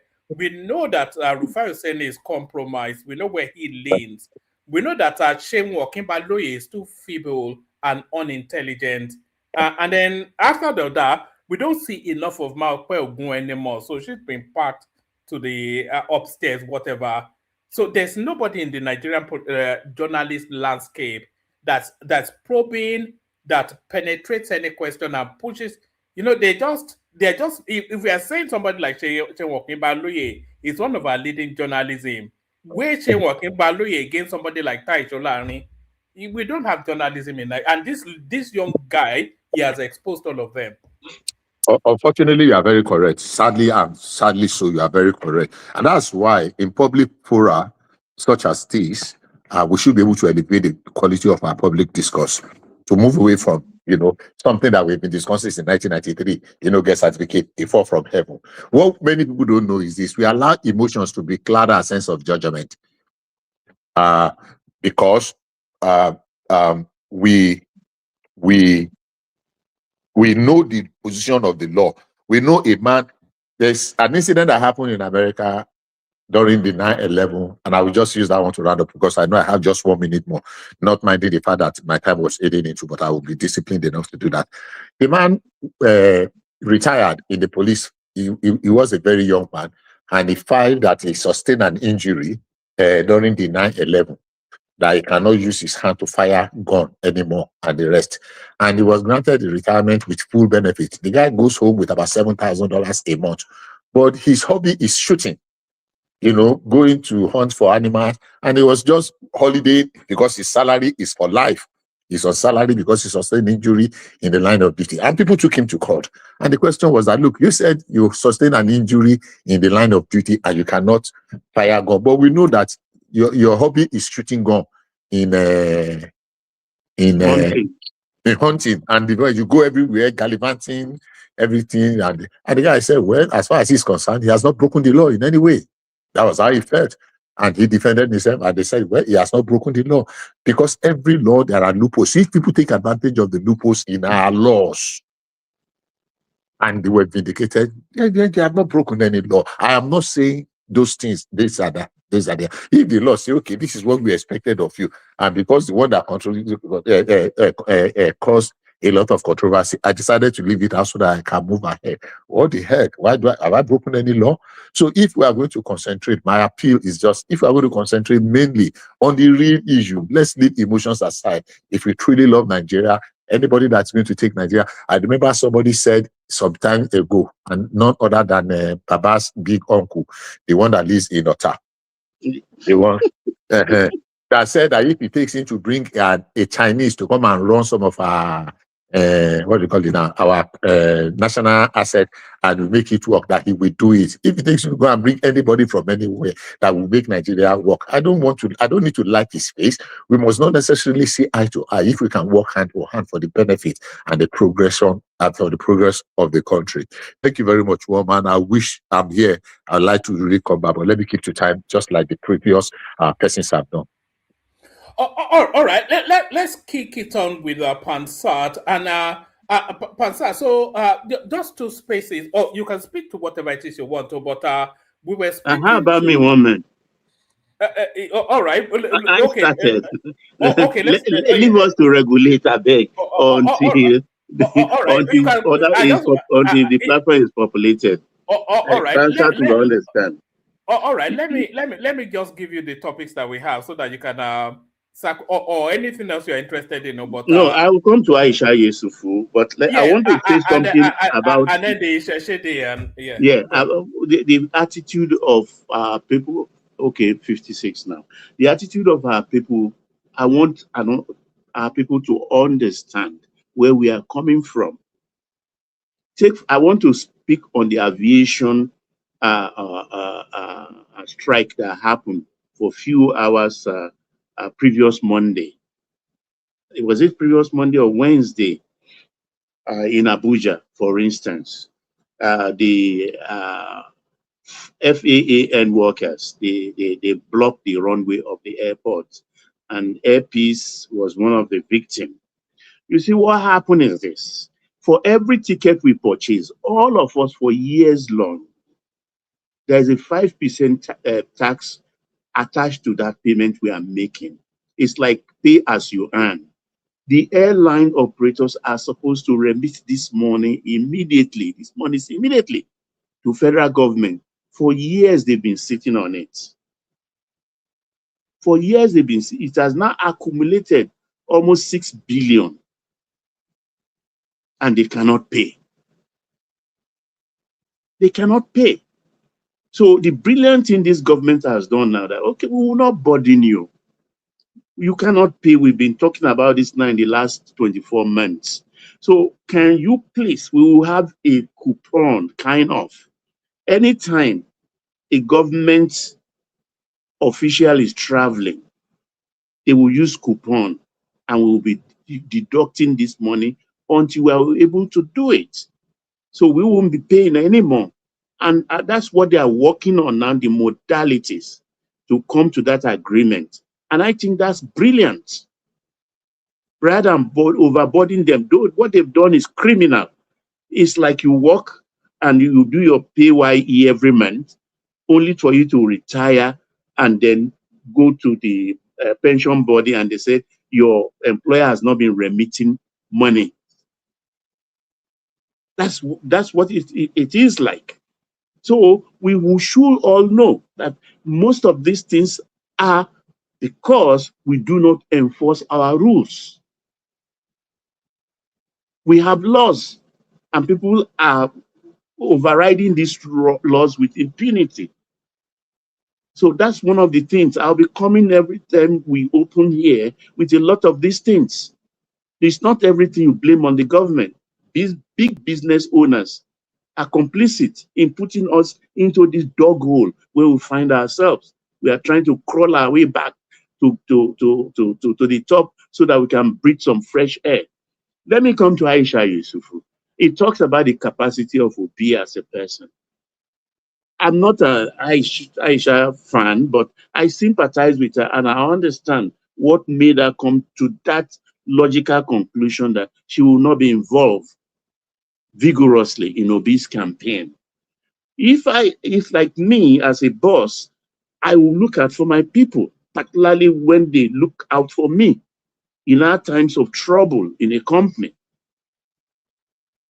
You are going into a coalition, a coalition, and you did not go there and negotiate for your senior staffers, trusted assistants. You did not negotiate for them like Kwankwaso did and left them home to dry, left them on the wire to dry in the sun. She wanted to be a senator it behoves on you to open the path for her. As you are going in, let that be part of your negotiation. That I have Tanko, I have this person, I have that person. This is what they want, and I want the presidency. So not there now, she wants it so badly, and I suspect Obi agreed that he's going to fight for her. But when the chips were down, Obi couldn't assert himself. And that's not the hallmark of a good leader. And she was annoyed, but I'm happy.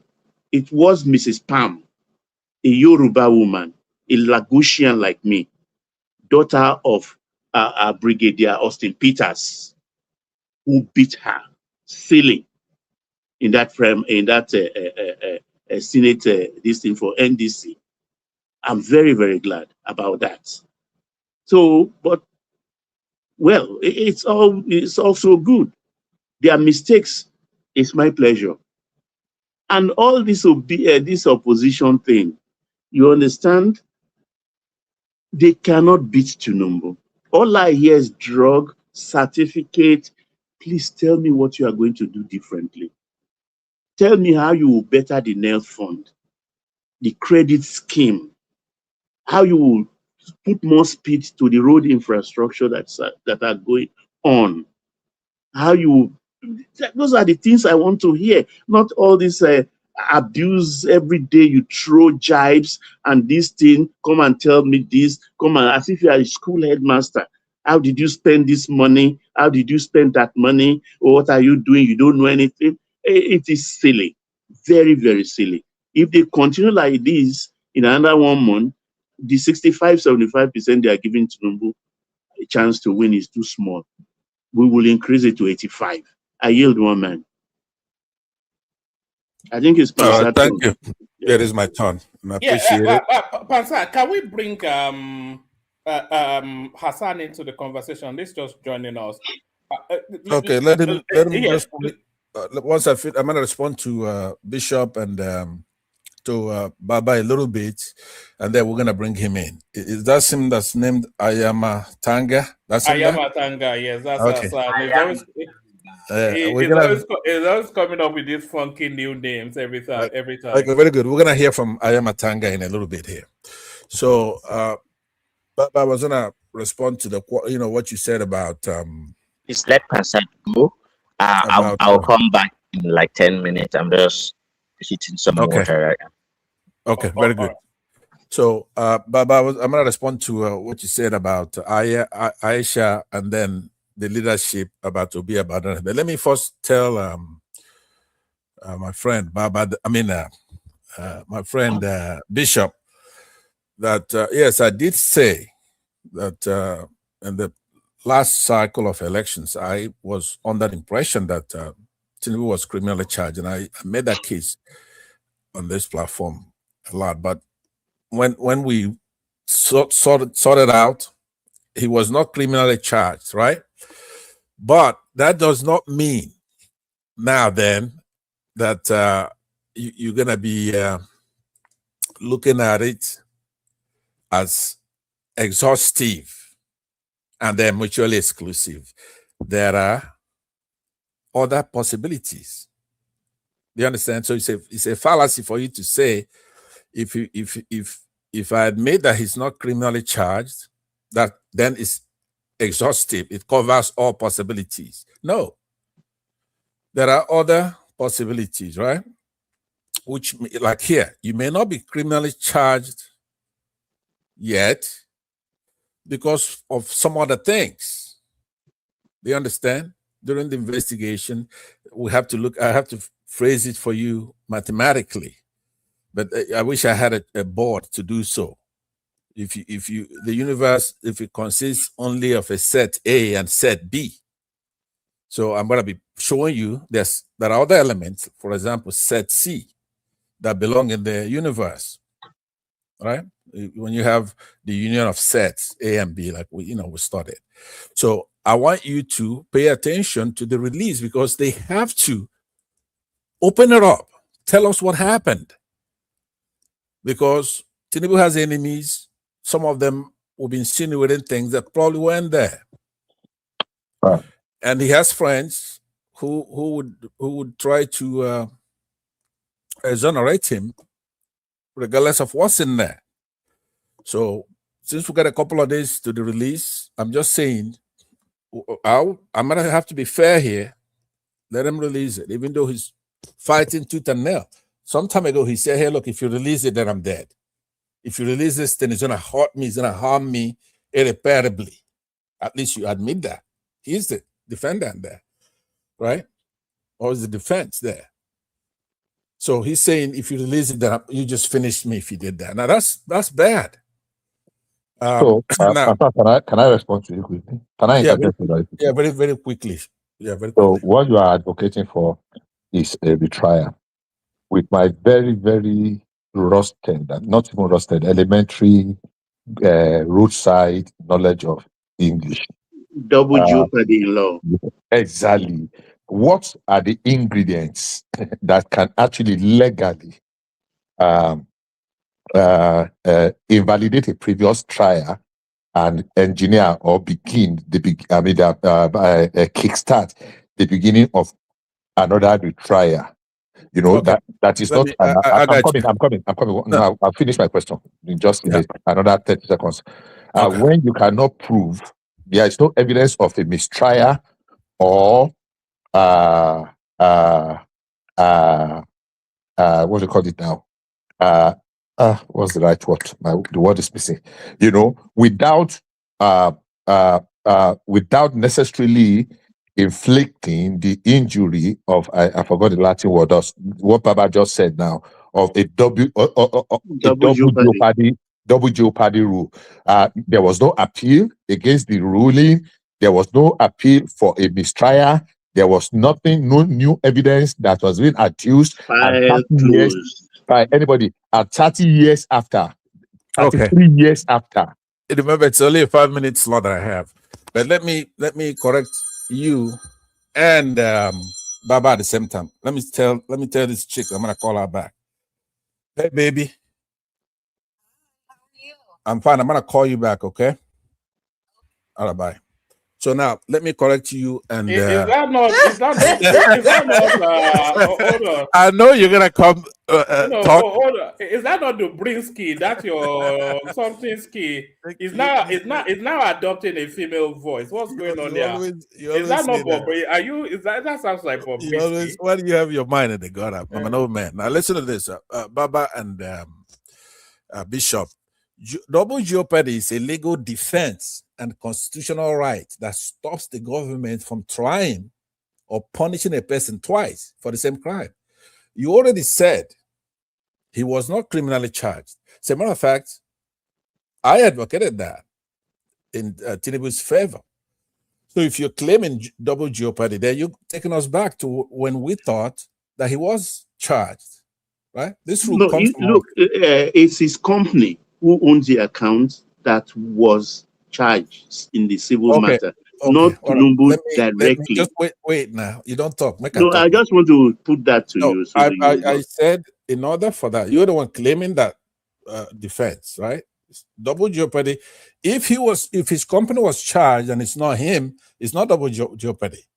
So this rule comes from our Fifth Amendment here to our Constitution, meaning once a court finds you not guilty or guilty, the state cannot charge you again for that exact act. But opening up records that were sealed by the court and there's a hearing and you decide to open it up, don't you want to know? Even for Tinubu's sake, if he's innocent, he's got his cloud hanging over his head. So you want to know, right? There's no second trial here yet because time's already run out on that anyway. You follow me? So don't be afraid about second trial. All we want to make sure is that somebody's not grabbing him by the blockos and making him give away our country.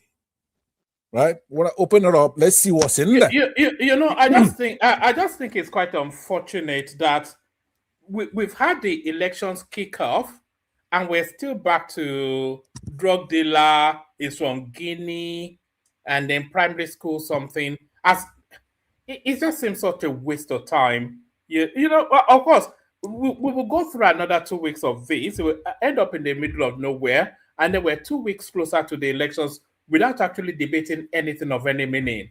Oh, it's a baron Yeah, for one two. man. Let me No, record my time. not you especially. No, I But understand. the conversational space will be subsumed. Let's The Americans, clean it out. and then you will see some ridiculous bunch. They will say, we'll take a petition to the EU, and then another ridiculous bunch. They will say, taking a petition to the UN, and then another ridiculous bunch. We're taking that Donald Trump, he has tweeted, and they will do this for 2 Exactly, weeks. because that's why I was saying, right? Answer, you are taking 3 minutes because you will short your time, but take 3 minutes. But you know, one man is not going to let me get a word in. It's just you know, no, it's just I mean I'm just in despair as to what the next 2 weeks will look like. You know, we're gonna clean it out this time. It's going to be a rebudget. Yeah, but hold on. Do you think anything will happen that will remove Tinubu as a candidate or diminish his chances off the back of this, whatever it is that is going on? Articles going to court to ask for his primary school, or the Americans, the XYZ, whatever it is. It's all water on the back of it. No, but it has no meaning now. But they will waste 2 weeks on that, just screeching and squealing all over social media. I'll be against that. If they do that, I will be. No, you can't stop it now, because let me reclaim my time. Yeah, you could invent time here. You could stay here 24 hours if you want, because it's your platform. So now, what I'm saying is that as a fair guy, right? I said it in my opening remarks. I'll be against anybody carrying on and on this. If it's opened up, I will see what's in there. Then we have to move on. But the thing that's giving these people a little credence is that Tinubu and his council, they say, oh no, if you open this thing up, you're going to ruin my life. It's irreparable harm. They say there's something in there. So the courts, in their wisdom, they're going to release this thing. Once it's released, then it will have legs if there's something there, right? If there's nothing there, first of all, I'll be against it. So now let me say that, Baba, before I'm stopped here, I want you to know that some of you have 2 minutes more. Okay, thank you. Some of the core skills for a leader, none of it applies to the Aisha thing, right? A leader is supposed to have clear communication, share goals plainly, and listens well to the team. A leader is supposed to have empathy to understand the team, feelings, and perspective to build trust. A leader is supposed to have accountability, take responsibility for both success and mistakes, right? The character part of it, the mindset, integrity, to match actions with honest values, to earn the trust, adaptability, stay calm and adjust plans, empowering others. Now, in that last one, to empower others, help the team members grow, you're not supposed to cut corners and be corrupt. That's what we really. Why do people support Peter Obi? Why do I want? Are you saying Aisha is corrupt? No, well, there's a contest. Okay, Aisha to me should win. All right. Some people are saying the same thing they say to Showore, go and be a councilman. In this case, they say go and go to the House before you aspire to go to the Senate. Now, Aisha is saying, hey, look, somebody's already occupying the House. So I don't want to go upsetting the apple cart over there. I want to be a senator. So Peter Obi, now what kind of Peter Obi are we going to have if he does the same thing Abio and Tinubu and Atiku do? We don't want anything like that. We really want to change the country. But do you think Aisha Yusufu is obstinate or has inordinate ambition that is only Senate seat or nothing? It's because somebody has guaranteed him or her, rather. Put it this way. Hold on, Pansai. We have to bring Hassan and Zita in. So land your point and then we'll bring them in. Exactly. Okay, thank you very much. Okay, I will do that. After all, I've got a hot babe here to return their call. Here's what I'm saying to you. If you listen to Aisha, right?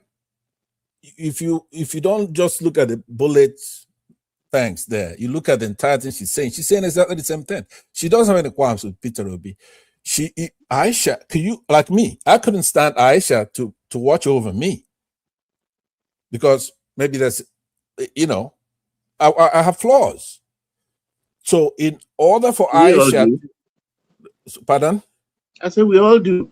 Yeah, we all do. So somebody like Aisha, even if she parts ways with Peter Obi peacefully, nobody else could do that. So Aisha is one woman you don't want to mess with. So, but she's saying, hey, look, I'm not going to follow Peter Obi around because I did it for other reasons. He wasn't known very well to the whole country. They want to make him a Christian candidate or they want to make him an Igbo candidate. And I had to get into the trenches to dispel that. And she's done that. So now she's not going to follow him around. She's going to be going and doing more important work. And that's just the way she read it. So I think it's implicit in what you understand. With that, I will yield. I have a lot of things to say about it. For example, the thespian character called Kenneth Okonkwo. It's an actor, right? Player, performer, trooper, entertainer. You know, I'd actually pay money for Kenneth Okonkwo to corner you on some sort of platform, and I would destroy him. Now he's a good orator, right? You know that summary flogging that a lot of us have been wanting. He's a good orator, but because I think that guy is going to tell you a new one. He cannot. Now you remember when your guy came here, Araban B came here, and I asked him one little question. Well, Araban B is a different quantity now. No, but the only Kenneth Okonkwo is an ebullient bruiser. Yeah, you know, he's good. So it's good. But once you don't deal with facts, he speaks in your language now, and he speaks better than you. You can't withstand me for 1 minute because you're gonna hear very little of my own opinion. It's gonna be facts that I'm gonna destroy him with. He couldn't even stand me for 5 minutes. I'll destroy him. Why? Because he'll be dealing with facts. The moment he veers off, then he lose. Like you saw how I beat Baba here last year. How did I do? I'm trying to remember. I'm trying to remember who roughed you up the last time. Nobody. The guy that's you were quivering at the lips. What's the name of the guy? Who was that guy that beat at that? Do you remember Baba when the guy flogged him and it was just you had a loud guy come here. What's his name? Oh, Ijele. Yes, it was Ijele. Yeah, it was Ijele that flogged him. Yes, I have to bring him back actually to come and give you another beating. Okay, thank you very much, guys. I yield and I'll be around to listen to. All right, brilliant. So, so that's son right there going to speak to his cross-dressing babe. Asana, are you ready? You know that you don't have any. Yes, I'm ready. You don't have any cross-dressing babes, or do you? I suspect not. Yeah, final. Good morning, everyone. Baba, Passat, Madam Sita, Bishop.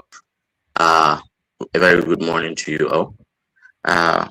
Yeah. So, one man. What are the main topics that you guys are discussing about? I think it's like everything is surrounding around show.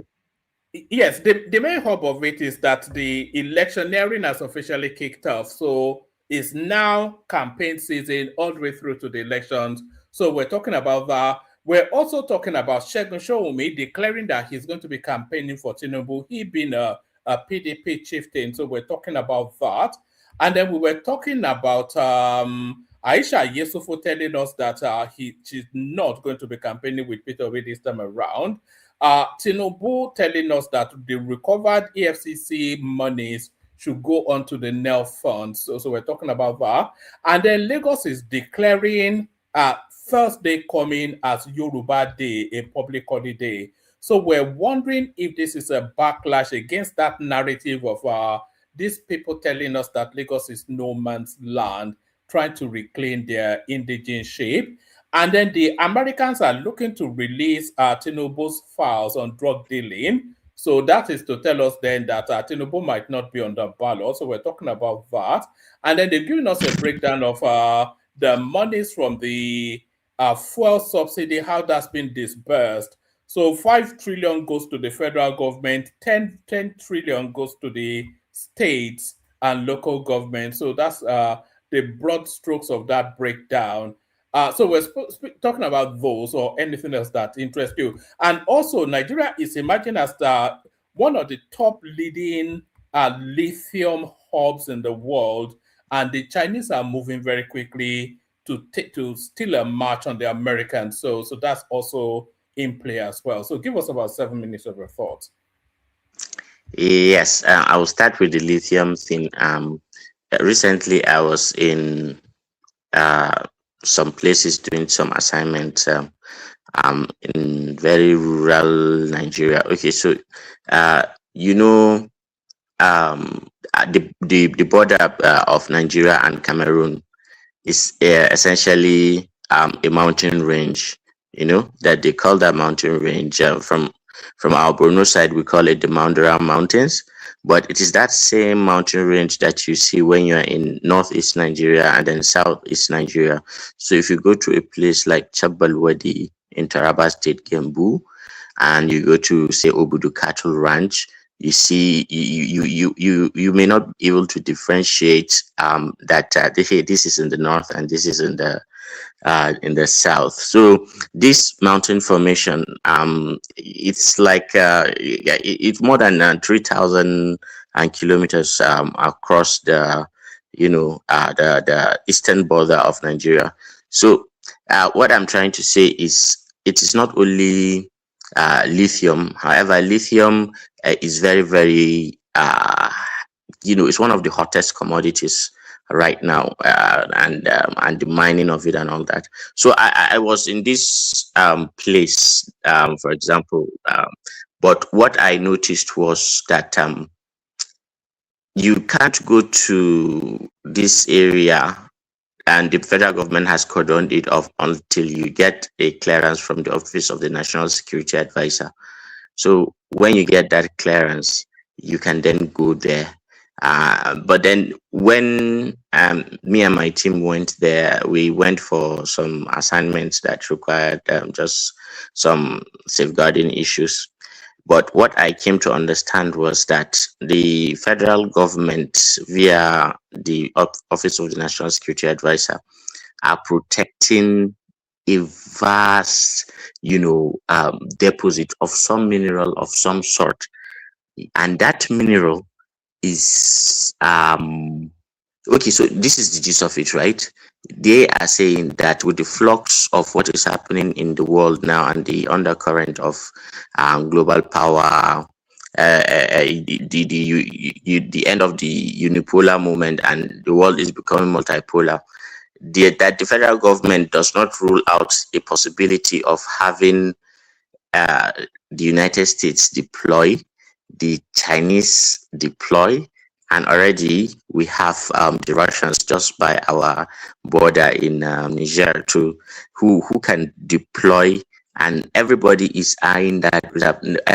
So what they are estimating in amount of natural resources that are there, people are talking that it's in the regions of trillions, almost $1 trillion.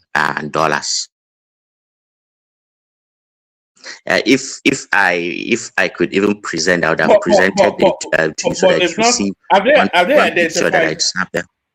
Yeah, send it to me on WhatsApp.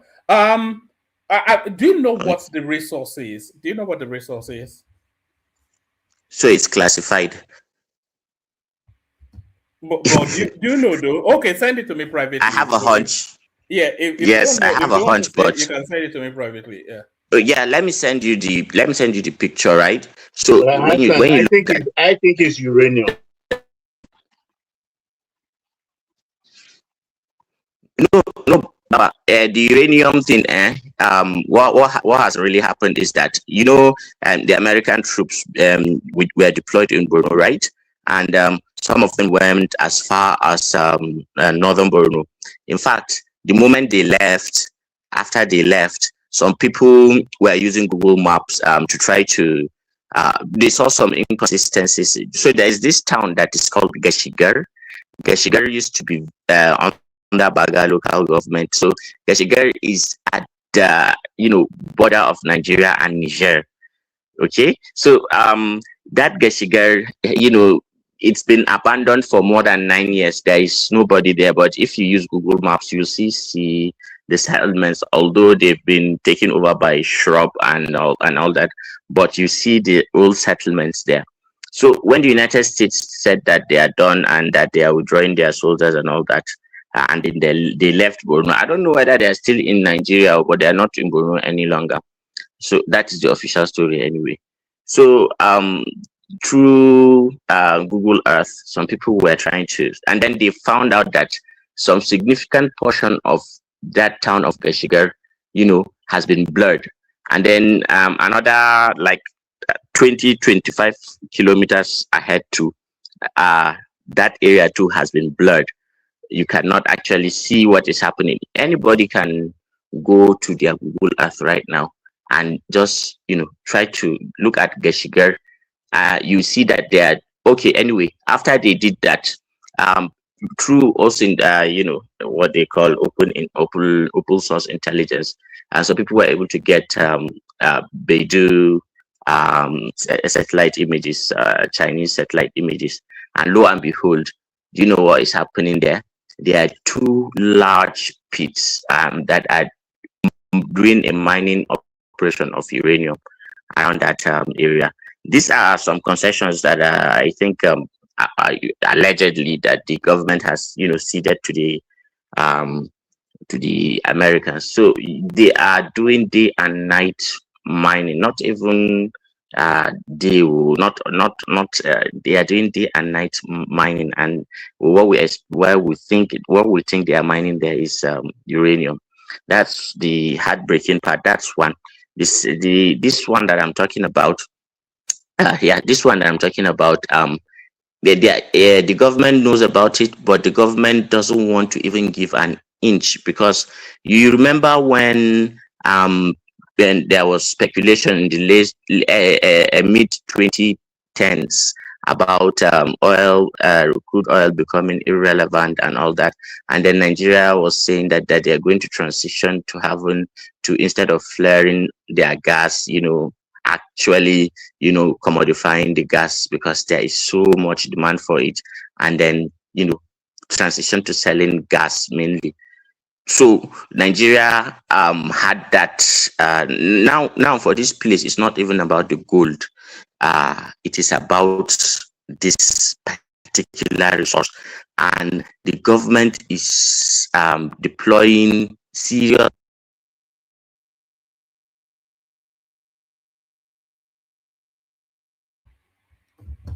Can anyone still hear Hassan, or is it just me? No. Hassan, we've lost you. You see, he's in the interior of the interior. Okay, am I back? Am I back? You're back. You're back. Okay. So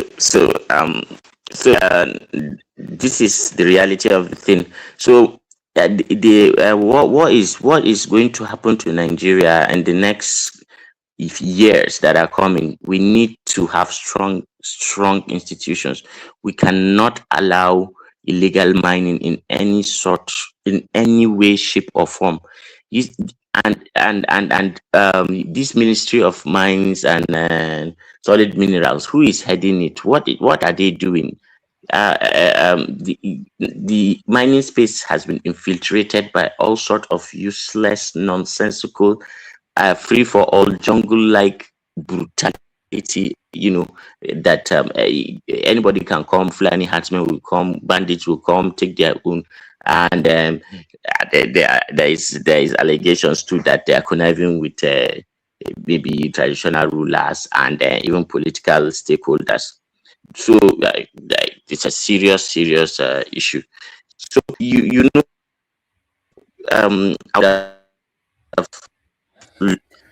your connection is very poor. I would have loved to see. Okay, just give me 3 minutes. I'll let me do something, and I'll come back. All right, brilliant. All right, brilliant. And I'm still after that information. I want to know what the resource is, because I think you have your suspicions, but you don't want to say it publicly. So send it to me by text. So at least I want to know. Nigeria has such an abundance in resource. In fact, oil is not even our wealth, but we have lithium to one of the highest globally, gas, everything we have, we're still scrambling, we're still doing a big power and all that. But Zita, as we are waiting our to join us back, floor is yours. One man, this thing, no vessel. One man, this thing you are saying here. You remember when I came to your platform newly, we had an argument in this platform, and I told you I have a paper. That if the person pay me 1 million, I'll give it to him. I said in this platform that every state in Nigeria, if they harness their natural resources, they're good to go. But they don't want to do that. Anyway, that's by the way. What's the topic for today, Biko? Hello?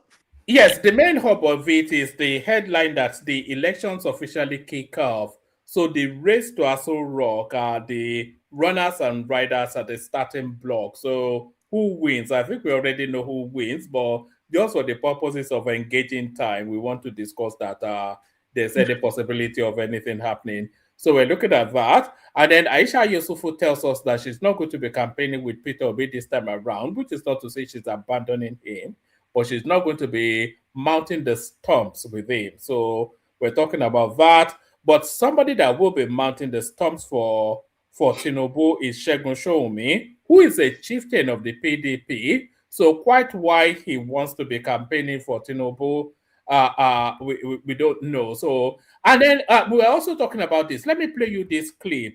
The political career of Kenneth Okonkwo is dead and buried. And here is why. Watch this. The name of the person is Caleb Westberg. Made the deposition on behalf of Chicago State University. That's the certificate that Tinubu purportedly presented to INEC did not emanate from them. And in court, we couldn't even produce our own form EC8A. We couldn't even produce the evidence. Atiku Abubakar is the only person now that stands the chance to defeat Tinubu. So you're saying that it's better to rally around a man who has lost almost 6 times? That's your formulation answer. I'm asking you. It doesn't make sense. Are you sure it doesn't make sense? Or because it will contradict what you say? You say that the reason why you like Atiku is because he's playing an inclusive politics. Yes. In October 2022, on channel television, he said that Atiku's Kaduna comment, where he was telling Northerners not to vote for a Yoruba or Igbo candidate, was a genocidal statement and called for INEC to prosecute him under Section 97 of the Electoral Act. Which one is it? When you say he should be prosecuted for dividing the country, the duty of the opposition is to watch closely what the other person has said and use it for your own advantage. So in 2022, when you made this statement, you were just playing politics. How should we know that what you're saying in 2026 now is not also you playing politics? First and foremost, I am playing politics. So it's not the truth for you, it's just a political rivalry. This your interview is about what I said. We just want to reconcile your past with your present. Do you still believe that Atiku belongs to prison? That is the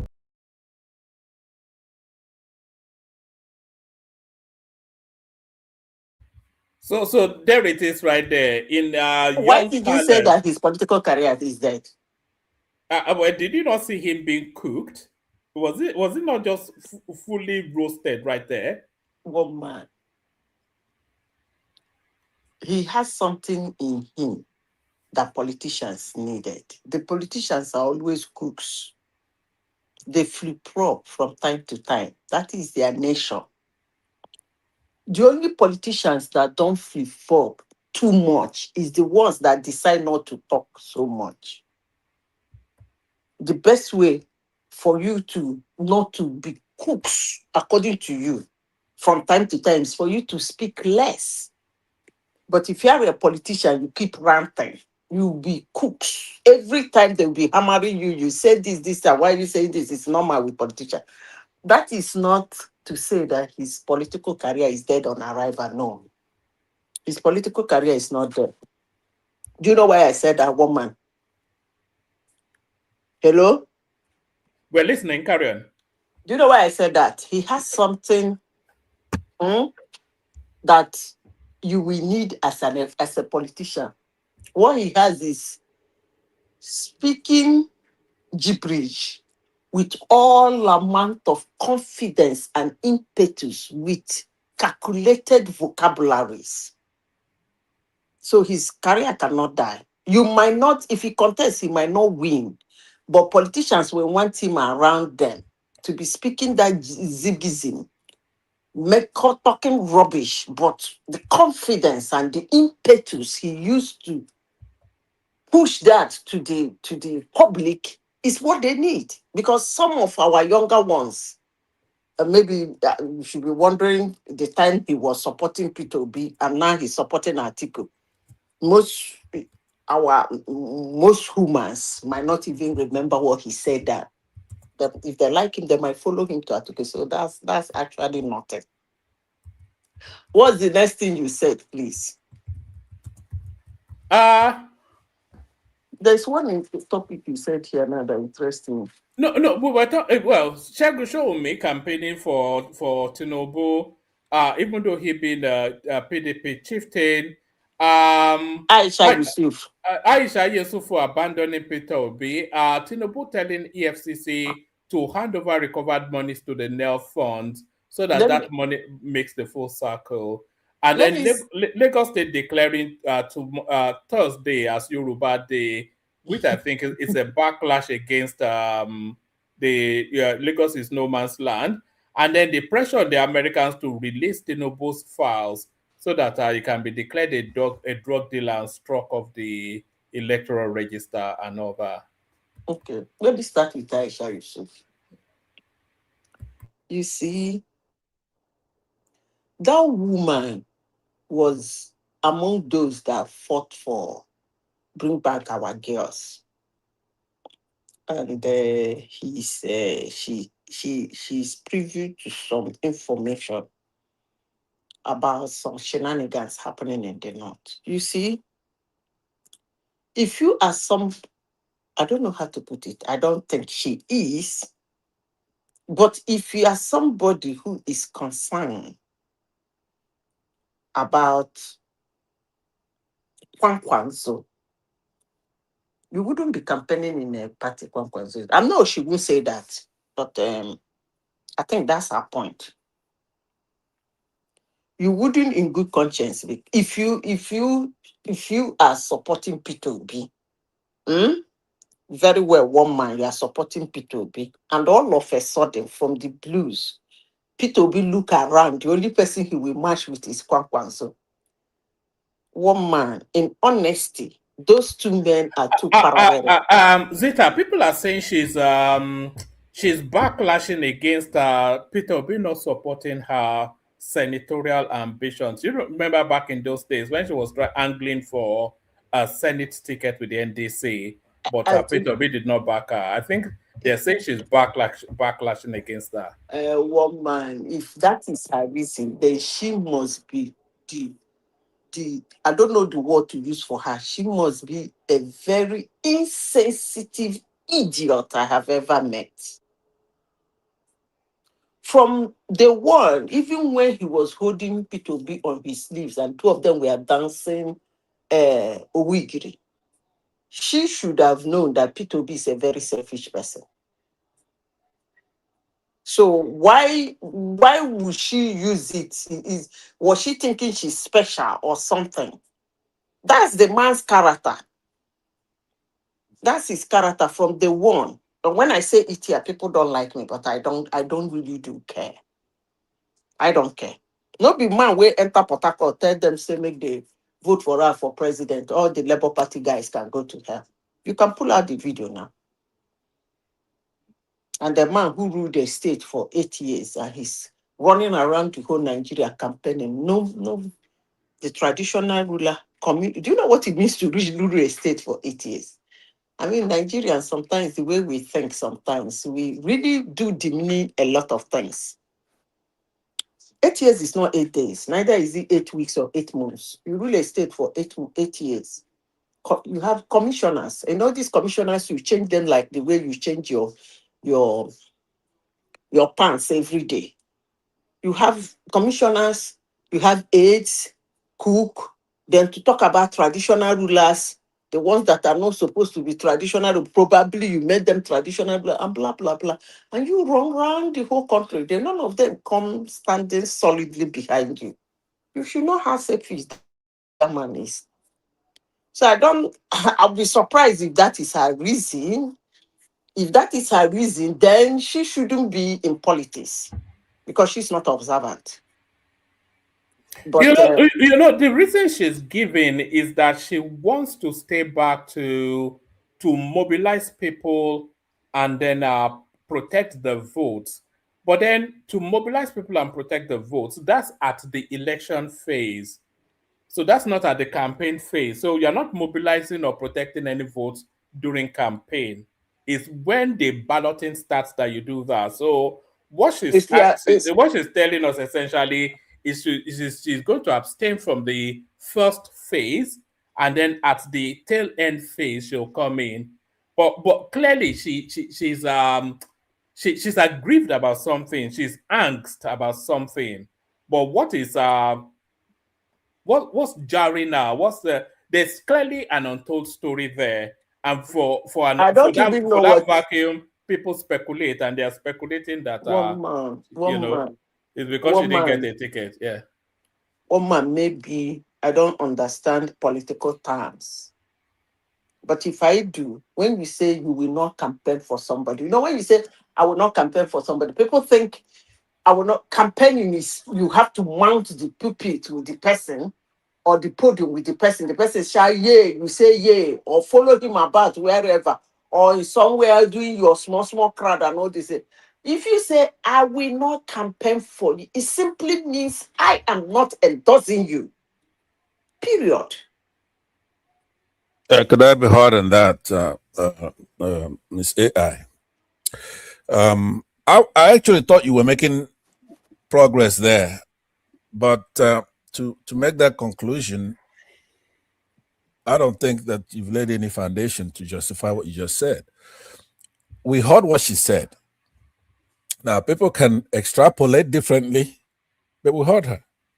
And we've seen her take action since then. She's been the same, promoting Peter Obi. And what is it that we're actually talking about? Should Peter Obi do what is being insinuated? Should Peter Obi go there towards? Let me clarify the process. Let me just finish what I'm saying. Should Peter Obi go over there and choose her, be the one to determine who the candidate will be? That's not a lie with Peter Obi's character. Because if it is, then we don't need Peter Obi. We can keep what we have because these other players have other virtue, be crooked. If you want somebody who's crooked, Peter Obi is not the best character for that. What we want is a new Nigeria where rules are obeyed. If there's an election, you jump in the ring, slug it out by yourself. You could be endorsed, but don't expect Peter Obi to go ahead and handicap other contestants. He's not that kind of a guy. That's not selfishness. Selfishness will be somebody you're a billionaire and you're just spending the money on your family, like the Tinubus, for example, right? They don't care about anybody else, but the cabal are the most. So Peter Obi is not, if you count somebody who goes to a hospital, donate money for healthcare, that's not selfishness.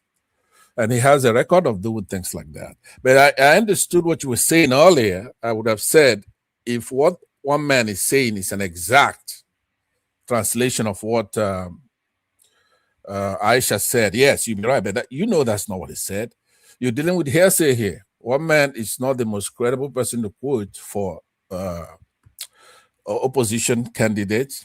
One man is full of propaganda and lies a lot of times here. So you are eating up AI. Okay, let me use a couple more minutes of your time, AI. To say, if she says no, then I'll stop.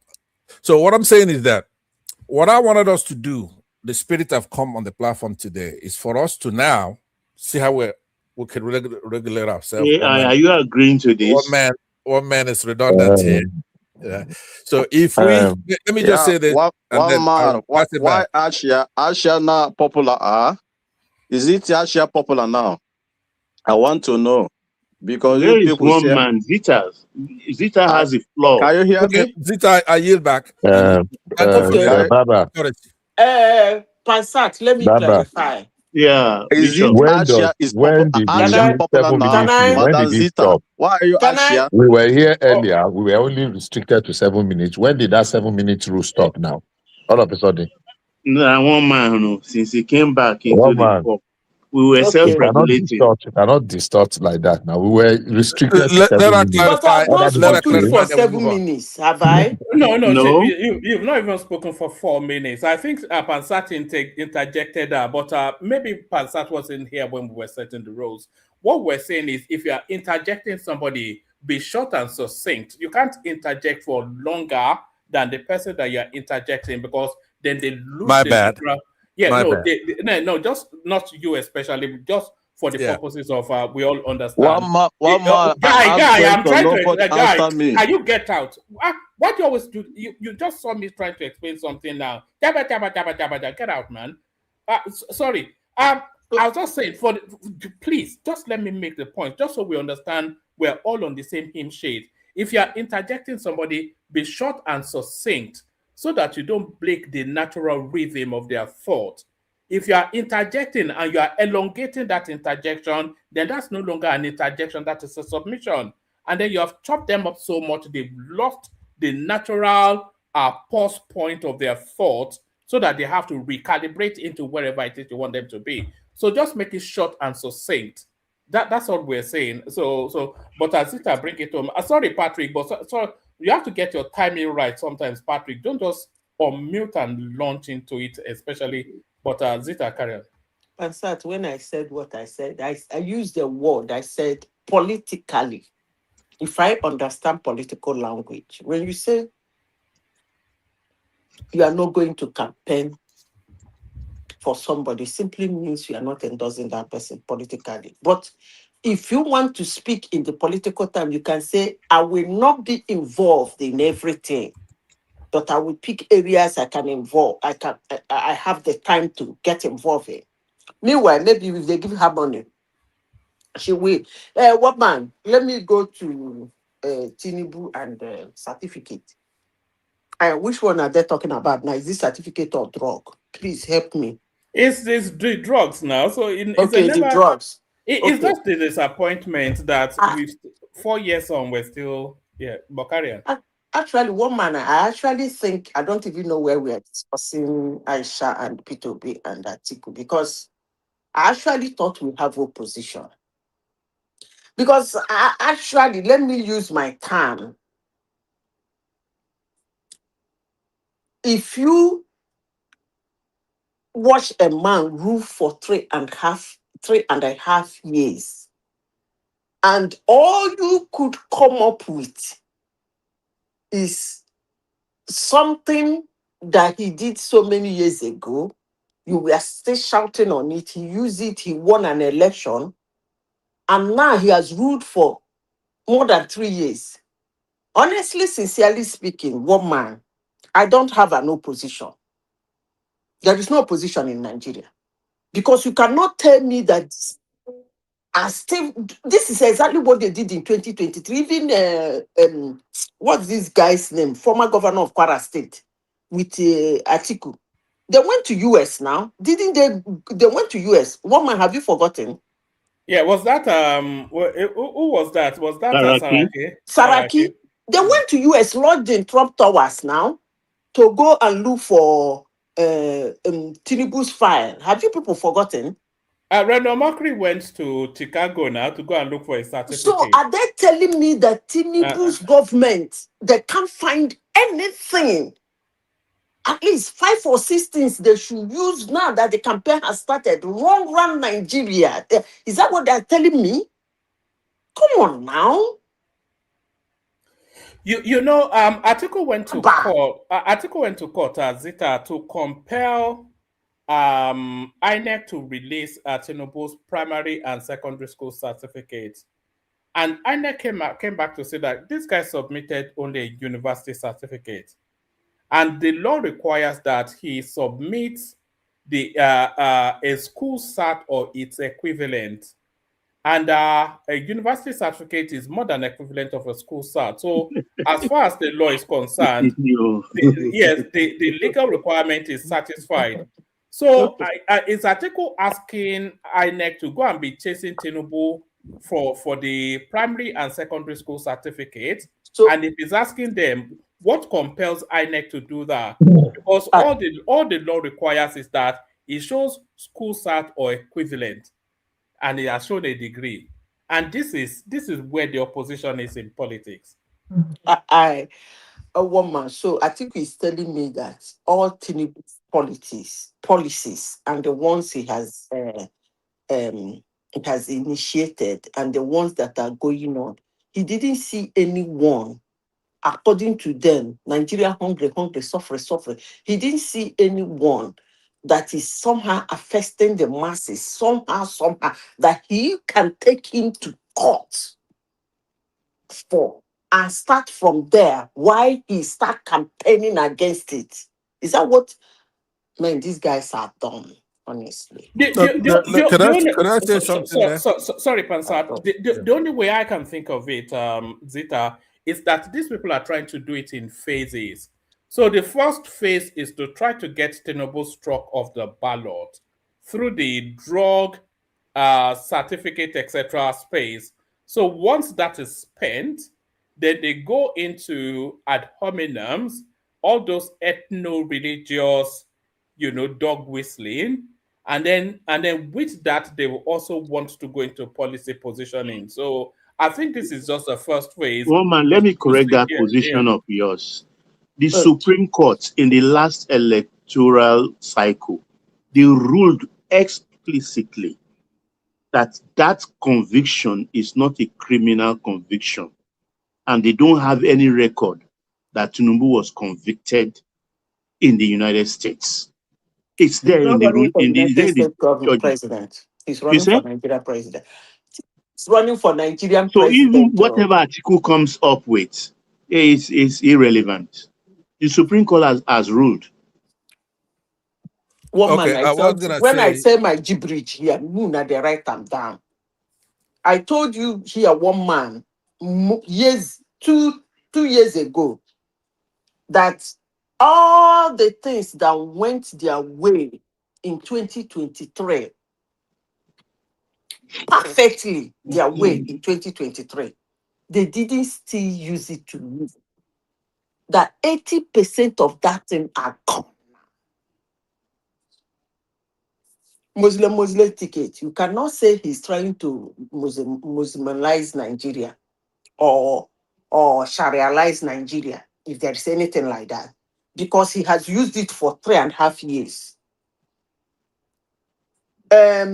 Ethnicity or whatever you call it. You look at his cabinet. In fact, middle belt are even the ones enjoying his cabinet more than, if I may say. Which other one? Take back your country. He didn't take country anywhere. It's with him. Which other one? He they die. His leg they check. In hand they check. Not this one why they see now. At the wash am I they look in leg in the wear cut shoe. The waka poi. Which other one they use? Blue boo. You know blabba blue boo again. Bala blue bulaba. Whatever. Which other one? Name it now. Hold on now. That 2023 has to go down as the worst campaign season in the history of Nigeria. It was just Comedy Central. No, it wasn't comedy. Yes, listen. It wasn't comedy. One man, I said it here. It wasn't comedy. Those things that we are bringing out. Can I finish? Can I finish, please? Just 1 second. Before I lose my thoughts. You see, all those things that we are bringing out, all those things that brought out in 2023, it was a genuine and pen slogan. I repeat, they were genuine campaign slogan. And as I said before, all those things went for them except them. Okay, let me say this to you. You've mentioned about half a dozen things already. Muslim ticket, right? Legs they shake, hand they shake. Baba we know where. They sing Emelokon, right? the university scandal, the certificate forgery, this drug issue, all those things worked. You're right. They're not gone. Facts are stubborn things. I was saying to one man last cycle, I said, Tinubu did not win the election because he's clever, crafty, and all that kind of stuff. He didn't win because of that. What happened was that Buhari, right, rigged the election, shut down the beavers, and Northerners, including El-Rufai. I kept making the case. I said, Tinubu's modus operandi is to bribe and use thugs to influence the result of an election. He tried it in Lagos. It didn't work. He lost that state by a wide margin, right? So now, look at the remarkable resemblance with this Oshun election. It's the same thing. He had all these people go over there, thugs, governors, and everything, and it didn't work. He lost there. So you may think that Tinubu won that election. No, those things affected him. He lost. He lost his state. He lost his ward. Now, just hold on 1 minute. Now, it's not easy to get time from Madam AI. So when I manage to get one, let me use a little bit of it until she stops me. So what I'm saying is that if you're waiting for Madam AI's time to expire here, you will be wasting your time. First of all, the moderator is putting his thumb on the scale of time here. He's got favorites, right? And then Madam AI is never going to stop. She has a host of conjunctions, like and all kinds of conjunctions to keep going. But what I'm saying is, though, if you hear recited about 6 already scandals, none of them resolved, and then you keep saying, oh, they don't have anything. If the only thing they have is just this, that they're dumb, they're stupid, you could call them names if you want. The problem is that it didn't work now. It did work They're because not getting my point. Tinubu lost the election. They shut down the beavers. They're not Can going I to let speak, that happen please? again. Can I speak? Yes, we are still talking about. Can I speak? Okay. All right. Hold on, everyone. Let me conclude by saying something. Everyone includes you, Zeta.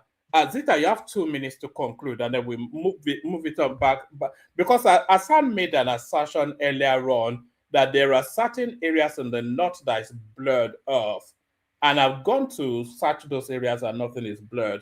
But give us another 2 minutes, and then we move the conversation on. Passat, if I may say, as I said before, those things are genuine political concerns, and you can use it to win an election. But the problem is the people using it. You are not understanding what I'm saying. The people, Atiku and Obi, they don't have what they have, like what they are jingling is okay.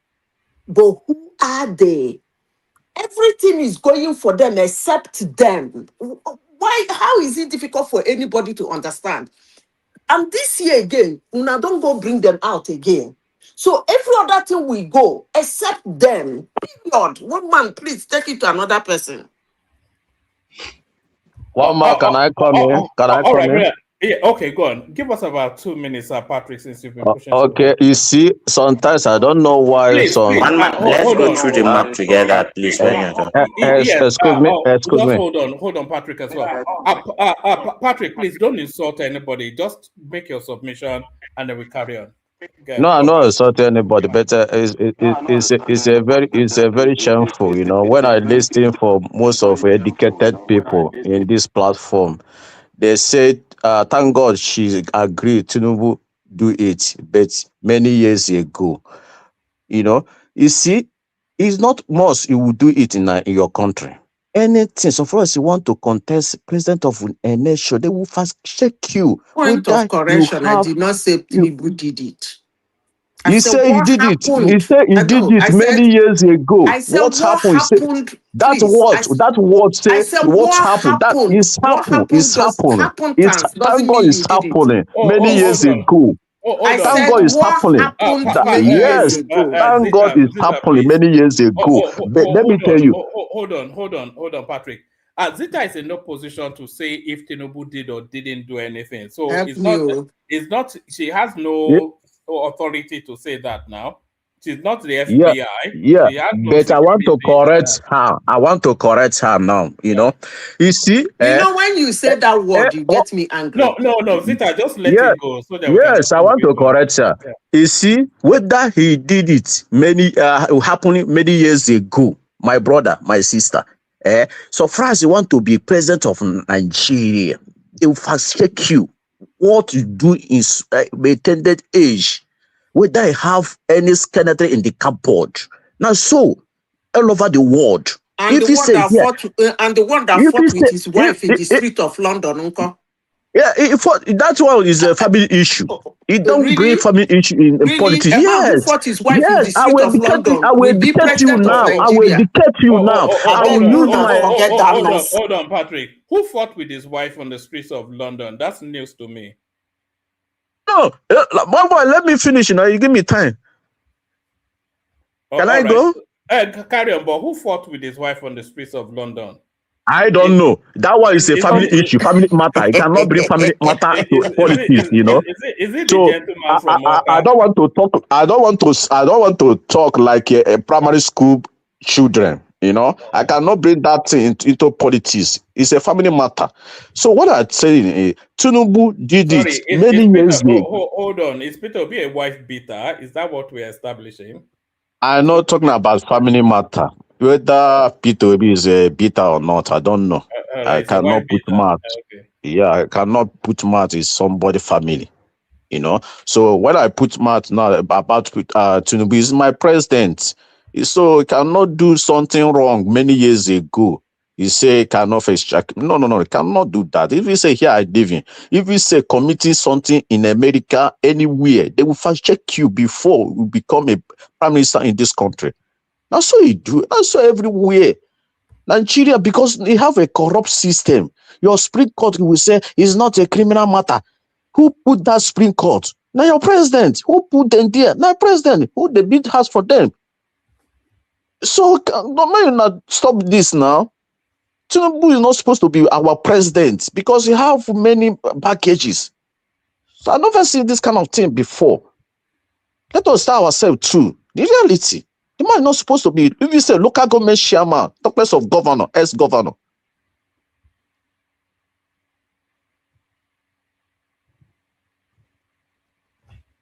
Man, we ain't got all day. All right, is that it? Asan has dropped, but sometimes it's good to fact check what people say every so often. So that was Hassan telling us that there's certain area. He said the Gashiga area of Borno State. That if we go on Google Earth, it's blurred Earth, and we are on Google Earth now. I can't see any sign of anywhere being blurred Earth. So Hassan, you've been busted though. This is the space you were talking about. I can see the vegetations. I can see the skeletons of structures. I can't see anywhere in that region that is blurred off. So Hassan, there it is all the way to the river. I can't see. Can you see anywhere blurred off on this Google image, Baba? No, despite use glasses. It's clear now. How old is the image? How old is this image? Is it dated? Well, I'm assuming it's the latest one now because it's in real time. No, you can't. No, this is not. You can't do real time in Nigeria. This is probably a few years ago. It's not few years. It should be few days, not years.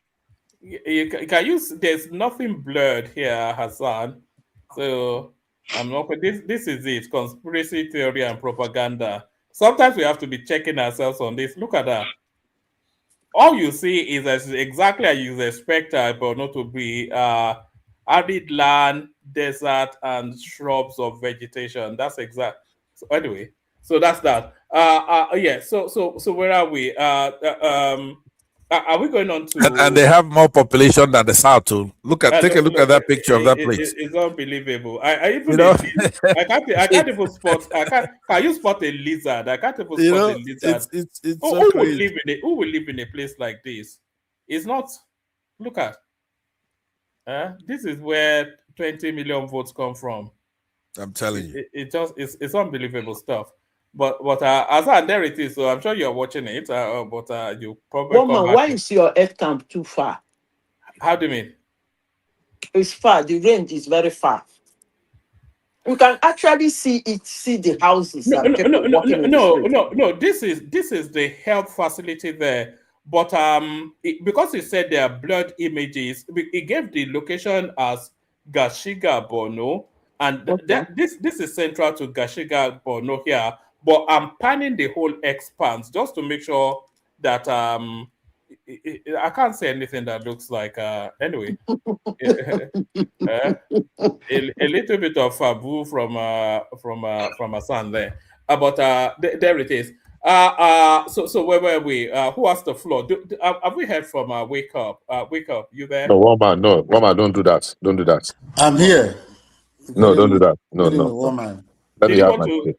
Yes, I actually wanted to interject twice. I was stopped.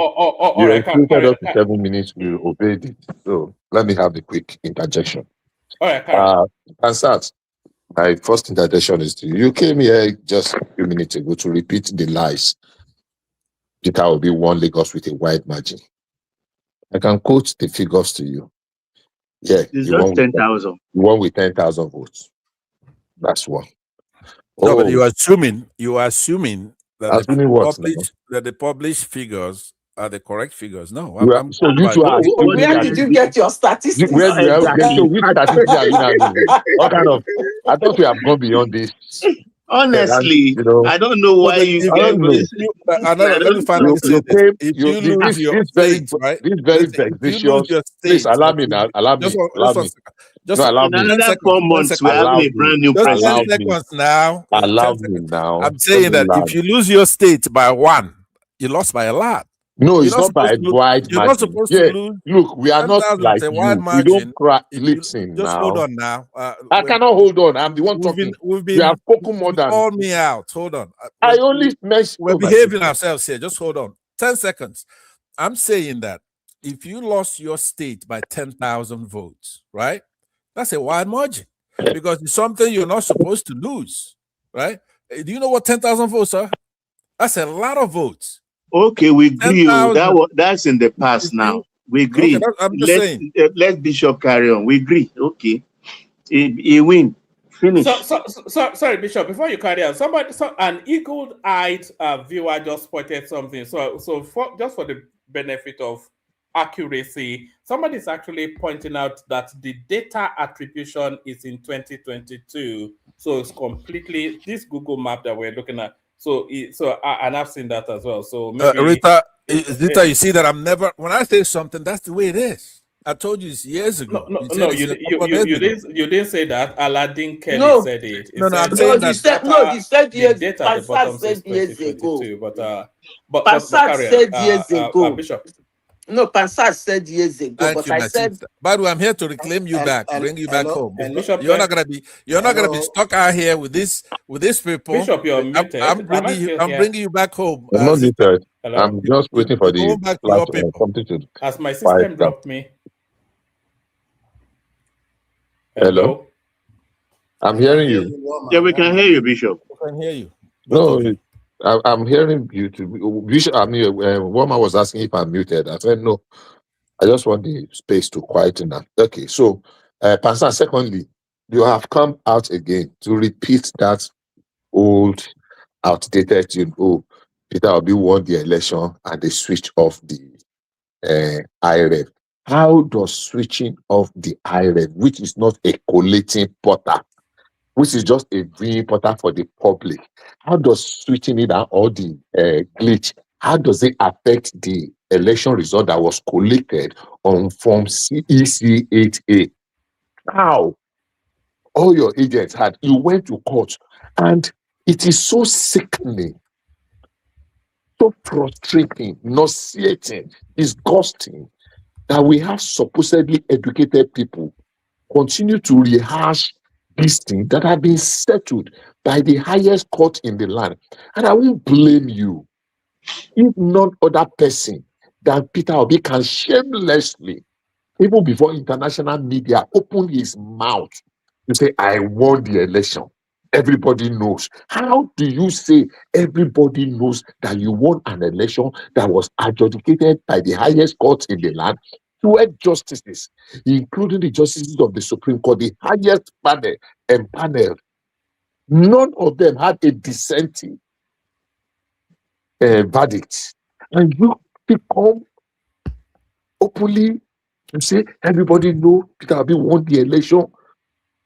I find it very insulting to the Okay, can I respond to you on that? Wait. I'm not asking you a question. I'm just taking you spoke. I kept quiet. No, Because only when you sometimes invoke when I somebody's want to name, you have interject, to, It's my turn to talk one man after you you keep guys talking finish. invoke when I want to somebody's interject. name, But people interject and you it's not people your place interject to and give that flow person a forever. chance. Can you Right? just wait? I'm saying, You have if I spoken. invoke your name, I'll give you time to respond. That's all. No, when I wanted to interject, you have did to be not allow courteous. me. You did not. Okay. I'm No, not go ahead. quarreling you. I am just stating my own.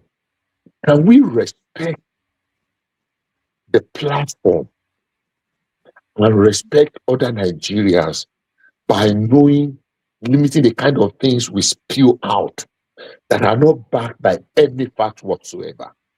Can we just elevate, the quality of this our public engagement for once? You have just threw things now. You have thrown things openly. Oh, he won by wide margin. People are listening. But you are justifying that 10,000 is a wide margin. Oh, you are saying that he won until they shut off the eyelid. And how does shutting down the eyelid or the glitch, how does it affect the collation of the result that was collated manually? And you went Can I answer that? It's a good question. Let me answer you. No, it's a rhetorical question. How it does. When it is your time, use your turn. I waited for my turn now to use my turn to throw the question. It's You do actually not allow Baba's me to turn, but interject. I'm not You fighting don't allow your me to time. interject when It's you not were your doing turn. It's not your That's turn. by It's the way. Baba's turn. Now, Right? moving After on. this, Baba, then you, Woman, can you then mute you. this gentleman? Can No, you no, mute him? Baba, is that correct? It's actually Thank your you. turn to speak, and then me, and then. Papa, sir, just let him. Hold on. Let him land, and then we're going to wake up. Let's not. No, it's just going to get out of hand so quickly. So let Bishop land, and then we'll go to wake up. I'm going to reiterate what I said earlier on. I really wish that we were going to dissect. For example, there was a policy discussed today. Yeah, Aisha Yusufu. Yeah, you can use it to entertain at the footnotes, at the opening time, the closing time when it is free. The minister we picked one thing out of that meeting, that press conference, that minister for, what's his name now? That we really had today. But listening and trying to go through some of the documents, the cocoa of the matter, the core of the matter that is supposed to dominate our public discourse were the things that the man enumerated in that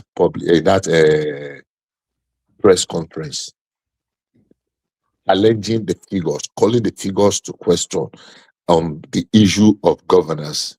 If we interrogate those things, we can either praise him or call him out, or let's bring out the facts. Now, the second time is Tinubu presenting to us another manifesto.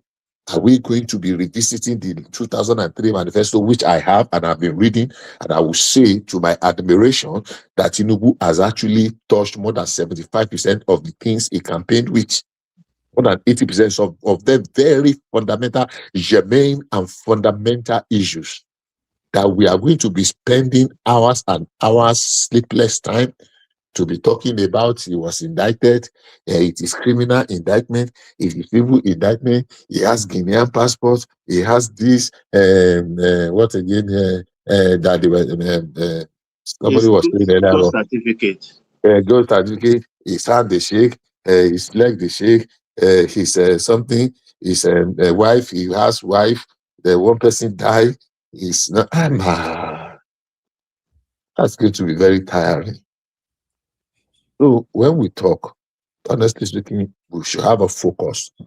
Where do we want to educate people outside there so that they can ask relevant questions? Are we going to have a new manifesto? Are we going to dwell on the former manifesto? Can we bring the manifesto out and analyze that? Okay, 4 years after, let's do a, what do they call it now? Let's do a postmortem. Thank you, sir. Let's analyze all the points on that manifesto, one after the other, if it is going to take us 3 sections, so that you know whether, even me, I want to be convinced, I want to be reassured whether my conviction to continue to support Tinubu is not just by emotion or because it's Ngbati man, it's a Yoruba man. I want to be able to scrutinize that manifesto and say, okay, he's gone above 50%, oh, he's 60%, he's 70%. Then people will be able to ask questions, very fundamental questions. And can I ask you a question on that point right there? Just on that point. I will land in a minute. No, I'm going to ask you a question that you will land in a minute. Now. Let's be stable here. The question is this. If you put in your trust in manifesto, right? One of the things that Tinubu said in the last cycle was that I'm going to give you electricity if I don't vote for me. Okay. Don't vote for me. So what's the question? So the question is this. Since he didn't give us electricity, okay, let's assume that's an oral manifesto. Okay. Then we shouldn't vote for him. You wouldn't vote for him since he didn't give us electricity. Are you done? Right? Can I answer you? Answer that. Answer it. So please don't interject me when I'm answering you. Number one, you have not quoted that, what do you call it, completely. Tinubu said, I will, by all means necessary and possible, I will give you electricity. If I don't give you electricity, don't vote for me. Except I have very cogent reason that I was not able to achieve it. Did you forget? Is this amnesia? End of quote. Is it amnesia that made you to forget that part? So that's one. Secondly, Tinubu had done what everybody. Currently, I live in Georgia. There are about 4 power generating companies and distribution companies in Georgia. They are independent of government. And I've been to several. Okay, so if somebody gives you a manifesto, right? I said, and they said on the manifesto, just hold on now. Finish. Oh my goodness. No, I'm not holding on for you. Stop it. Let me land. Guys, just hold on. Just hold on. Bishop, 2 more minutes and then we'll move on. 2 more minutes? We have to, other people have to speak. But I have not spoken too. I won't dispute that. Yeah, I know you have not spoken, but I won't dispute that. You just restricted that, but people were speaking. That's by the way. That's by the way. I've had you. I've had you. No worries. Let me just land in 1 minute. Let me land. No, just hold on. You were not restricted. You had a good go before Pansat interjected you. And then guy, just hold on, please. You had a good go before Pansat interjected you. And then you had a good 3-4 minutes conversation with Pansat as well. So additionally, I'm giving you an additional 2 more minutes. So you've had a full-fledged of space to speak. So you are not restricted or constrained in any way. 2 more minutes, Bishop. Okay, thank you very much. Let's continue the conversation. I yield. All right. 2 minutes. Bishop, let me just come to the defense of the president regarding electricity, right? The reality of electricity and its infrastructure, even if Nigeria had $100 billion ready to deploy to get our electricity from generation, from transmission and distribution going, there is no availability of, step-down transformers, all these transmission infrastructure that you need to get them. In fact, what is happening now is that there is a backlog. Yes, there's a backlog in China. So if you were to order, for example, say some transformers that have high voltages, that handle high voltages, you are talking about 4-5 years, a latent period that you have to wait before you get it. And because of these AI data centers and all that, there is no way you're going to get it. And when something is scarce, those who have money actually outbid others. So there is no magic. It's not his fault. You can go ahead, that Baba. Okay. Okay, I was gonna say something. Who has the floor? One man. One minute, Baba. 1 minute, Baba. No, 1 minute, Baba. 1 minute, Baba. I want to speak to Malam Hassan. Malam Hassan, Kadaudi. Yeah. Na dawo fa ga da kokari. Kwana biyu kenan. Wallahi lafiya lau ya inda kake. To muna lafiya. To yayi kyau. Very quick one. Yaushe ne zaka yi ne kofofin da hula na asali dan Borno? Tangana ne fa. Ko gobe kake so ai zan iya nema maka ai ba mai wahala bane. Kana sa manyan kaya ne? Wallahi na so ne. Ko biyu ko uku. To ba ku da mu zaɓa maka ko zanna buka ko rama. Okay, let us speak people to AI now. Hold on, I need equal time to speak people to AI. Hold on. Equal time. No, guy, just settle down. Let's wake up, speak, please. Wake no, up. but you just spoke ourselves for almost 5 minutes. That was Bishop now. That was Bishop. Just let wake up, speak. Thank you. Yeah, good day to you. Yeah, carry on. Yeah, so I've listened to different people defending elections. And wake up, please, a little bit louder. Hello, can you hear me? Okay, better now. Thank you. I said I've listened to different panelists arguing about elections in Nigeria. If Pansat was making a case that the results of the election in Lagos, was reduced for Peter Obi, if he believes that that result was supposed to be more than that, or he won a landslide victory in Lagos, and his result was reduced, I wouldn't say yes. I wouldn't blame him for insinuating that or having that belief, because every election in Nigeria, has been rigged or was rigged since 1993. And if somebody now also says that Peter Obi rigged his election in Southeast, right? I wouldn't dispute that, because politicians, do rig elections. And if you want to have a free and fair election, credible election, you have to limit human interaction with the voters and the vote itself. Until you can have that system, politicians will continue to rig elections on both sides. Peter Obi rigged in Southeast. And if Pansa is also claiming that they rigged Peter Obi out in Lagos, so be it. Elections have always been rigged. And 2027 election will not be different. People will rig on both sides. So I wouldn't want to argue about that, because it's something that I've lived through that experience when I was in Nigeria. I've seen election being rigged right there in my face. I've seen people participated in rigging election. So it's not new. It's not a news. It's not a breaking news. It's not new. Okay. But what I will say is that 2027, the results we saw in Lagos will be totally different. Peter Obi will not have up to, let's say, 30-40% of what he had, in 2023. So let's move on to the next topic. One man. I think you mentioned about maybe Osun election, how that will affect 2027. I don't maybe I had that.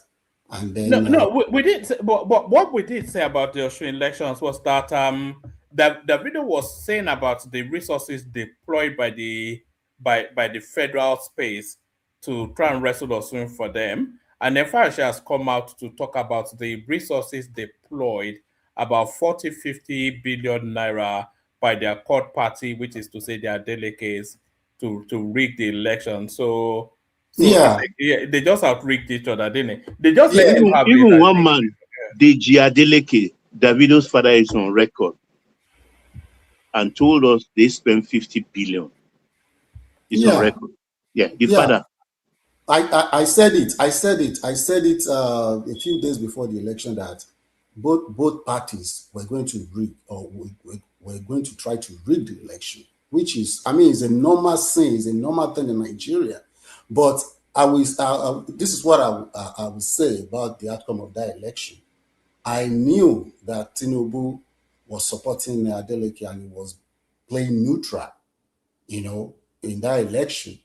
And the outcome of that election, in my own view, is a win for Tinubu 2027. Now he can bring both sides together and, they can give him over 1 million votes. Adeleke has already pledged his support for Tinubu for his re-election in 2027. And I know APC will also stand solidly behind him. So they will deliver, Osun State for our president. So that's what I can deduce from what happened in Osun, So both parties rigged, but I believe, well, in addition to rigging, in addition to Adeleke rigging that election, majority of the people naturally loved him, because I said it maybe a few weeks to the election that I spoke to someone on ground, and the person told me that they don't have any problem with the president, with Tinubu. They just wanted to keep their own Adeleke. Wake up. Okay? A quick question for you. Is vote buying rigging? Technically, it's rigging. I mean, you are influencing people, someone to go in a certain direction. So there's no neutrality in that aspect. When you persuade someone with something, or you induce someone to behave otherwise, I mean, that is rigging. Okay, how are you sure when the person entered the cubicle, is the person stays alone there? How are you sure it's unprinted for you? I mean, well, you are right. I mean, the person can, do otherwise. Yes. But we cannot negate the fact that the person has been induced with money, and his conscience, his or her conscience, has been affected by that gift. So if that gift was not present before the person goes and casts his or her vote, we will say that is free and fair. But because money has been, has been involved, and which will either swing the person to right or left, so you can conclude that money has something to do, or has something to do with the outcome of that person's vote. But does that concern INEC, or is it within INEC's purview to mitigate against or legislate against, or action it? Is it not security forces? It concerns INEC to some extent. If INEC official spots someone who collects money from a politician or agent of a politician, and now goes ahead and casts his or her vote, that official can, because there's a law against that. So if they want to follow the law, INEC official can call a police officer who is present. They can call the person, that police officer's attention to a crime being committed, and that person, could be arrested. So yes, I have a question for you. Wake up. If you know Wike, right? The minister in Abuja, right? He's my guy. Yeah. Do you think he knows this administration and support this administration? Wike, do you think he knows what he's talking about if he says anything? Oh, Wike is my man. Okay. You fight Wike, you fight me. I believe Wike knows. If Wike says, if Wike says, if the president wanted to win this election by all means, he would have sent me.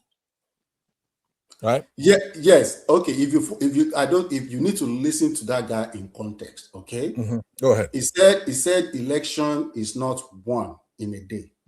If you want to win an election, you don't win it in one day. It's not a one-day event. Okay, you must have been planning towards it. You must have given it some time.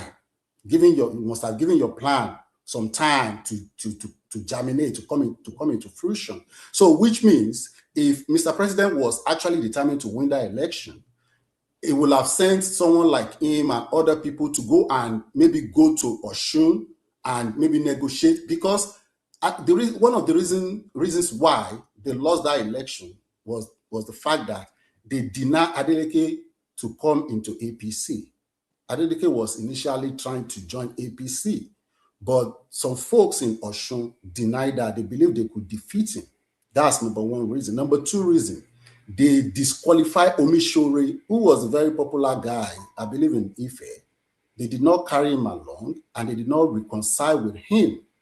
And he didn't work for APC. So that is also, that was a factor also, right?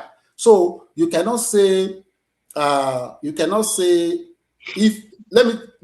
I'm trying to say is that there are many factors that contributed to that, to APC losing that election. And if Mr. President actually wanted to win it at all cost, it's going to bring to bear the power of the federal government.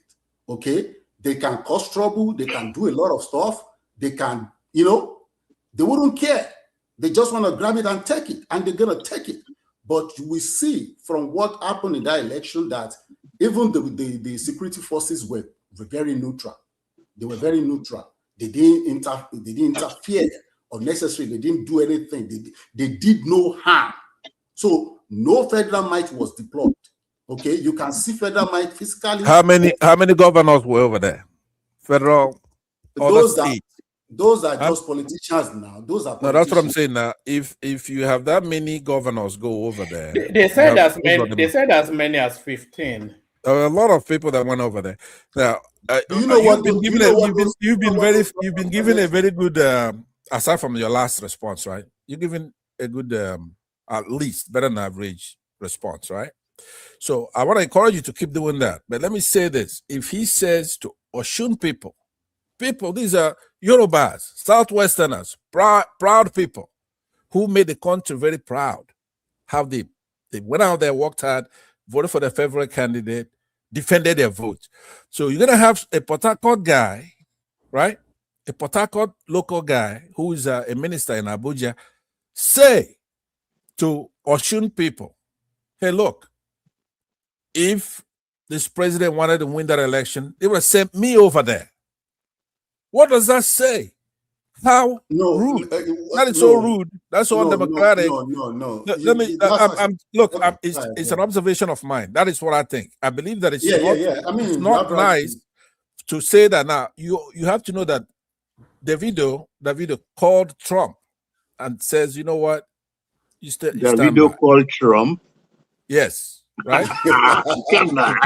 Please. He said to Trump, "Oh, please, now, please." Let me tell you, you could laugh. Did you know that Dangote and the Senate president were calling Davido to say, "Oh, please take down some tweets that come on, don't bring this into a flaw something, please." I'm saying Dangote, that let's listen. Just if hold you on, don't know Baba, these hold on. people, Hold on, Baba. Let me continue. So you could continue, but what I'm saying is that I am saying that Tinubu did not do it out of his volition. He had serious pressure from the White House. If you rig it, you are gonna get it. That's what happened. Oh, Pansa, is that okay? Wake up, carry on, please. Leave him, make it a dream. Pansa, you got it wrong. Okay, if Tinubu wanted to rig that election, it will have. Sorry, wake up. And there's nothing that Trump would do about it. Okay? Sorry, wake up. You carry on, but after wake up submission, we'll be taking the conversation to the back. I'm a bit tired. I need to go to bed. But if anybody wants to call me, you can still come in. But wake up, carry on. So thank you, everyone. Join us again tomorrow. As wake up carries on, comes to a crescendo, we'll take the conversation to the back. Carry on, wake up. Yeah. Okay. Thank you. So I believe what Wike was referring to, I believe it was referring to structure on ground. Okay. What we deliver vote for Tinubu in 2027 is the structure. Okay. And when we talk about structure, we are talking about from the local government, from the ward. You're talking about the councillor in your neighborhood. You're talking about all the chairmen. You're talking about the state honorables. You're talking about the federal honorables. You're talking about the senators. You're talking about the governors. Okay, those are the structures. And if you look at who has the most structure in Nigeria now is APC, the political structure. They have the largest political structure in Nigeria. They have 32 governors, and some people even argue that it's 35 because Soludo is supporting Tinubu. He has publicly show his support for Tinubu. Even Governor Hoti has even expressed his support for Tinubu. So some people even argue that APC has more than 35 governors. Okay. Who was the governor in Lagos State in 2023 and Imo State? Who were the governors and who won the states? You see that 2023 is an anomaly because you had... Wake up, don't fall into that trap. Don't let him take you to 2023. We look forward. In under 4 months, we are in election. Yes. Please, so now, forward. So now that they have unleashed all the presidential candidates to go all out and start campaigning, canvassing people for vote. You would think that Peter Obi and Atiku, you would think that they will start talking about issues, issues that Nigerian people want to hear about. You would think that they will start holding this president to his record or to account. But instead of doing that, you see Atiku going to court, suing Tinubu, trying to disqualify someone, a sitting president. Who will disqualify a sitting president in a third world country? You cannot even disqualify Trump in a first world country. Go to Supreme Court. Yeah, let's welcome Prince Daddy. Wake up. P2B made a statement that's very important, and I want you to bear that in mind. He says this: in this 2027, anybody who doesn't count the vote, they're gonna count him. You understand? He doesn't talk that way unless there's something he means by that. Oh my God! So I want you to bear in mind that the election is not gonna be rigged. It's not. Pansa, let me tell you something. And I recall that statement. He's just going to throw a few young people under the bus. No. They are just going to talk like that. Obi doesn't talk like that. He says he means it. If you don't count that vote, right? Listen to me. Look, I'm an Igbo man, right? When an Igbo man, conservative Igbo man like Peter Obi, no, forget Igbo man. Nobody says that. Don't say what it means now. Hold on. So when you told us if Nnamdi Kanu is jailed, Nigeria will burn. Nigeria is still standing. Nnamdi Kanu, you guys don't talk about him anymore. Did you know that there was a bombing in that caliphate where he's at, in that Sokoto, right? Let me tell you something. When you have, don't forget let's not go into Nnamdi Kanu. What I'm saying is this: we will go there. We will go there because you told us here that the country will burn. They dare not jail him. Baba, wait. I'm saying to you, when P2B says to you, they're going to count the votes. If they don't count our vote, we're going to count them, right? Mark that down today. Remember, I came here 2 weeks ago. I told you that Davido and his uncle is going to win that election. You won't listen. No matter what I say, you won't listen. Now, I told you. We know. All right. I knew that. One man, I thought you're gone. No. We're going to actually shut it down after Wake Up lands. I just don't want him. I want him. But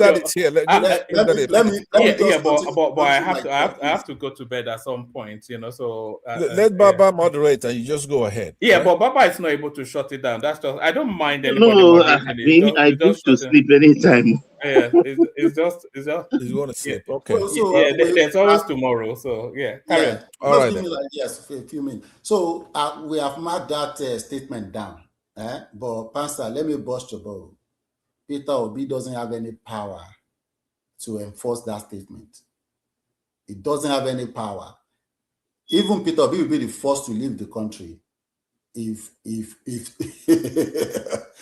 How to prove that to us? How? Why do you say that? Peter Obi, he already told you that he doesn't like trouble. He's a coward. No,